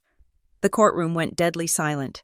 Holloway has a very expensive taste in vacation homes. Zoe, a nice little villa in Tuscany. It is amazing what a generous donation to a blind trust can accomplish. He didn't just rule against you. He was paid to ensure you never stood a chance. You bribed him? My voice on the tape asked. It is not bribery. Zoe, it is the cost of doing business. That is why you failed. You think the world runs on fairness. It runs on capital. And you are bankrupt. The recording ended. The silence that followed was heavy, suffocating. It was the sound of 100 people holding their breath at the same time. Judge Patterson's face had turned pale. Bribery of a judicial official was an attack on the very system she represented. She looked at Julian with an expression that promised hellfire. Mr. Thorne, she said, her voice dangerously quiet. Is that your voice? Julian stood up. He didn't look at the judge. He looked at me. His eyes were wide, dilated, seeing nothing but the woman who had just ended his life, the woman he had underestimated. You, he whispered. Then he snapped. You bitch! He screamed. He lunged. He leaped over the defense table, scattering papers and water pitchers. He moved with the desperate, frantic energy of a cornered beast. I did not flinch. I sat in the witness box, watching him come. I saw the veins in his neck, the spittle flying from his mouth, the hands reaching out to strangle me. But he never reached me. 2 bailiffs tackled him midair. They slammed him to the floor with a bone-jarring thud. Get off me! Julian shrieked, thrashing against the marble floor. She set me up. She is the liar. I am Julian Thorne. I own this city. I stood up and looked down at him. He was pressed against the floor, his face distorted against the cold tile, his expensive suit tearing at the seams. You do not own anything. Julian, I said, not anymore. The bailiffs hauled him to his feet and slammed him into the chair, handcuffing his hands behind his back. He was panting, sobbing, a wreck of a man. Judge Patterson banged her gavel. The sound cracked through the room like a gunshot. "Order!" she commanded. She looked at Julian, her lips a thin white line. "Julian Thorne, based on the overwhelming evidence presented here today, and your own admission on the recording, this court is taking immediate action." She picked up a pen and wrote furiously on the docket. "The previous custody ruling is hereby vacated and declared void ab initio due to fraud upon the court. Full legal and physical custody of the minor child, Maya Thorne, is awarded to the mother, Zoe Stonebridge, effective immediately." I let out a sob. I covered my mouth with my hand, tears springing to my eyes. It was over. She was mine. "Furthermore," Judge Patterson continued, her voice rising, "I am revoking your bail. You are remanded to the custody of the Suffolk County Sheriff's Department pending trial on charges of wire fraud, embezzlement, grand larceny, bribery of a public official, and assault." She leaned forward. "Given the severity of these crimes, Mr. Thorne, and the betrayal of public trust, you are looking at a federal sentence of 20 to 30 years. 30 years. From the back of the room, a sound pierced the air. It was a high-pitched wail, like a siren. "My boy!" We all turned. Victoria Thorne stood up, her face as gray as ash. She clutched her chest, her eyes rolling back in her head. "My boy!" she screamed again. And then she crumpled. She fell to the floor in a dead faint, a heap of tweed and misery. Officers rushed to her. An ambulance was called. But nobody was looking at Victoria. Everyone was looking at Julian. He sat in the chair, the handcuffs digging into his wrists. He looked at his mother lying on the floor. He looked at Isabella, who was refusing to meet his gaze. He looked at the judge, and then, finally, he looked at me. There was no anger left in his eyes, only fear, the terrifying, bottomless fear of a man who realizes he is about to become nothing. I looked back at him. I didn't smile. I didn't gloat. I just looked at him with the indifference of a stranger. "Officer," Judge Patterson said, "take him away." The bailiffs hauled him up. As they dragged him out of the courtroom, past the flashing cameras and the shouting reporters, Julian Thorne began to cry. It wasn't the dignified weeping of a tragedy. It was the ugly, snot-nosed sobbing of a child who had broken a toy and couldn't fix it. I stepped down from the witness stand. Marcus met me at the bottom. "We did it," he whispered. I looked at the empty door where my husband had just been taken away. "No, Marcus," I said, wiping my eyes. "We didn't just do it. We finished it." I walked out of the courtroom, into the blinding light of the hallway. The questions from the reporters washed over me like a wave, but I didn't hear them. I only heard one thing, the sound of my phone buzzing in my pocket. It was a text from the nanny who had been with Maya at the penthouse during the raid. "She is waiting for you. Ms. Stonebridge. We are downstairs." I started to run. I ran past the cameras. I ran past the lawyers. I ran out of the courthouse and down the steps. The nightmare was over. It was time to wake up. The gavel came down one last time, a sound that echoed not like a weapon, but like a heartbeat returning to a chest that had been empty for too long. Judge Patterson set the papers aside and removed her glasses. She looked at the empty chair where Julian had sat. Then she looked at me.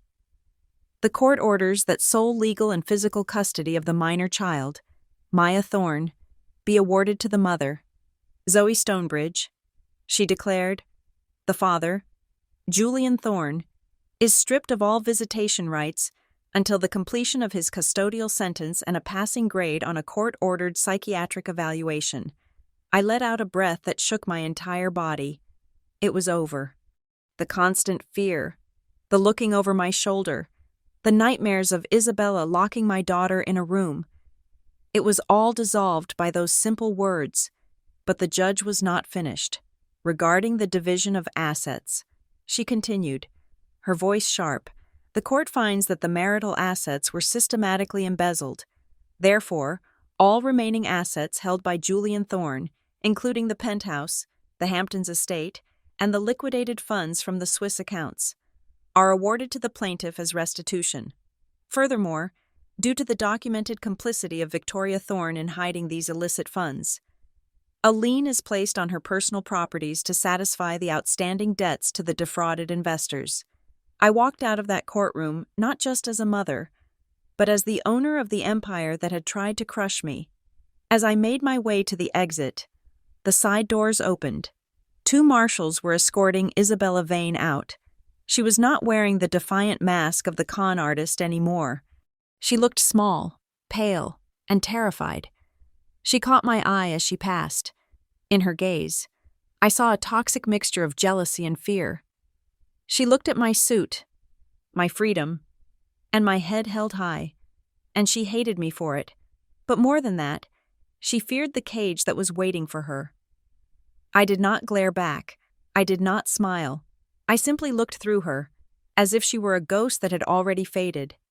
She was not worth my energy. She was just a footnote in the story of my victory. I walked to the waiting area in the lobby. The nanny was there, holding Maya's hand. Maya looked up.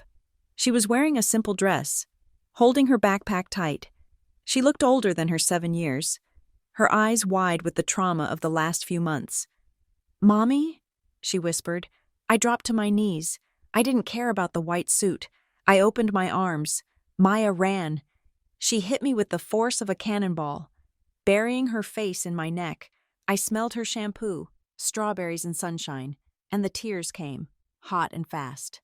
I held her so tight I thought I might merge our souls back together. "It is over, baby," I sobbed into her hair. "It is all over." She pulled back, her little hands framing my face. "Are we going home, Mommy?" she asked, her voice trembling.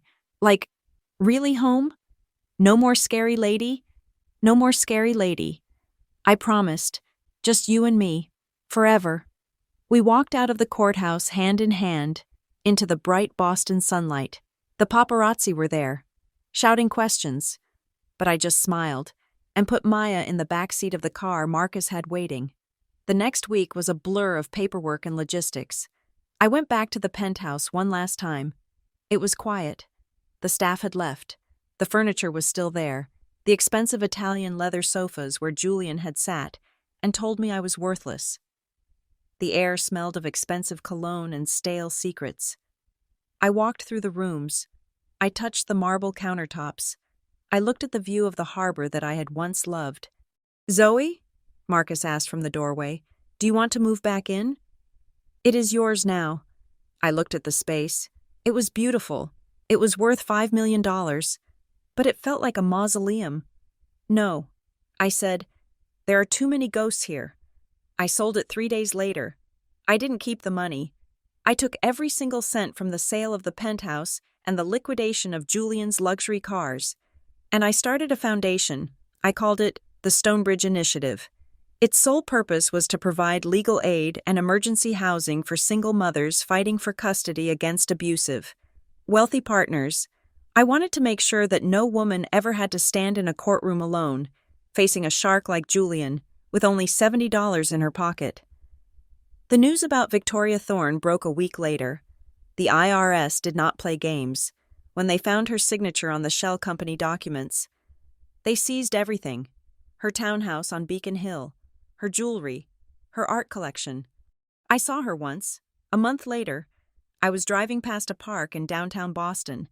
She was sitting on a bench, wearing a coat that was stained and too thin for the weather.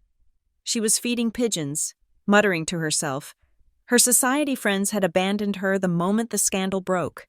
The women she used to drink tea with now crossed the street to avoid her. She was not in prison, but she was in a hell of her own making, a hell of irrelevance and poverty. She had become the very thing she despised, a nobody. As for Julian, I heard stories from Marcus, who had friends in the federal penitentiary system.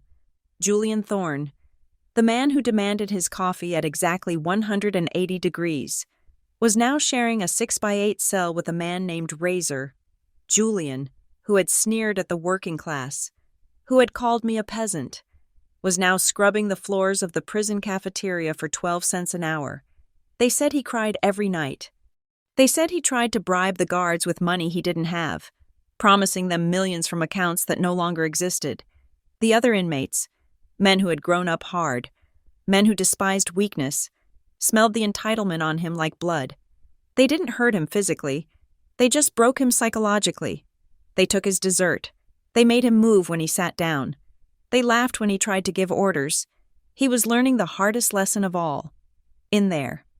His last name meant nothing. His suit meant nothing.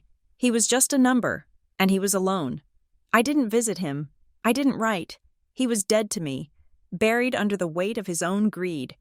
I focused on the living. I used the remainder of the settlement money to start my own firm. I didn't want to build skyscrapers. I didn't want to build monuments to ego. I founded Phoenix Landscapes. I hired Sarah, the young architect who had warned me about the garden. I hired Frank, the foreman who had testified. I hired the people Julian had thrown away. We focused on community spaces. We turned abandoned lots in the inner city into vibrant community gardens. We designed green roofs for public schools. We built playgrounds that looked like forests. I worked hard. But it was a different kind of work. It was work that fed my soul. 1 year later, I stood on the rooftop terrace of our new office in the seaport. It was a humble building, reclaimed brick and ivy, but it was ours. The wind was whipping off the harbor, salty and cold. But I didn't feel the chill. I held a mug of coffee in my hand. It was cheap coffee from the break room, brewed strong and black. I looked out at the skyline. I could see the Sterling Tower in the distance. Now under new management and being retrofitted for safety, it was just a building. It didn't scare me anymore. My phone buzzed. It was a text from Maya. She was at a sleepover with her new best friend. "Mommy, look, we made a fort." The victory was knowing that I could wake up in the morning and not be afraid. He was rotting in a cell, obsessing over the past, eating his heart out with bitterness. I was standing in the sun, building a future. I took another sip of coffee. It was hot, bitter, and utterly perfect. They say revenge is a dish best served cold. But for me, revenge isn't about hurting them anymore. It is about living a life so brilliant, so full of color and love, that they can never touch it again. They are ghosts, fading into the gray, while I am painting the world in green and gold. And you know what? This coffee tastes better than any glass of vintage wine I ever drank in that prison of a mansion. Because this cup I bought it with my own money, and I'm drinking it on my own terms. Thank you so much for listening to this story. It has been a journey of pain, betrayal, and ultimate redemption, and I hope Zoe's strength has inspired you today. I would love to know where you are tuning in from. Are you listening on your way to work, while cooking dinner, or maybe relaxing before bed? Please leave a comment below sharing your location and your thoughts on Zoe's revenge. Let's build a community right here in the comments section. If you enjoyed this story, please subscribe to the channel Sweet Rose Drama. Hit the like button, and do not forget to press the hype button to help this video reach more people who need to hear that even when you are at rock bottom. You can still rise again. Thank you for your support, and I will see you in the next story.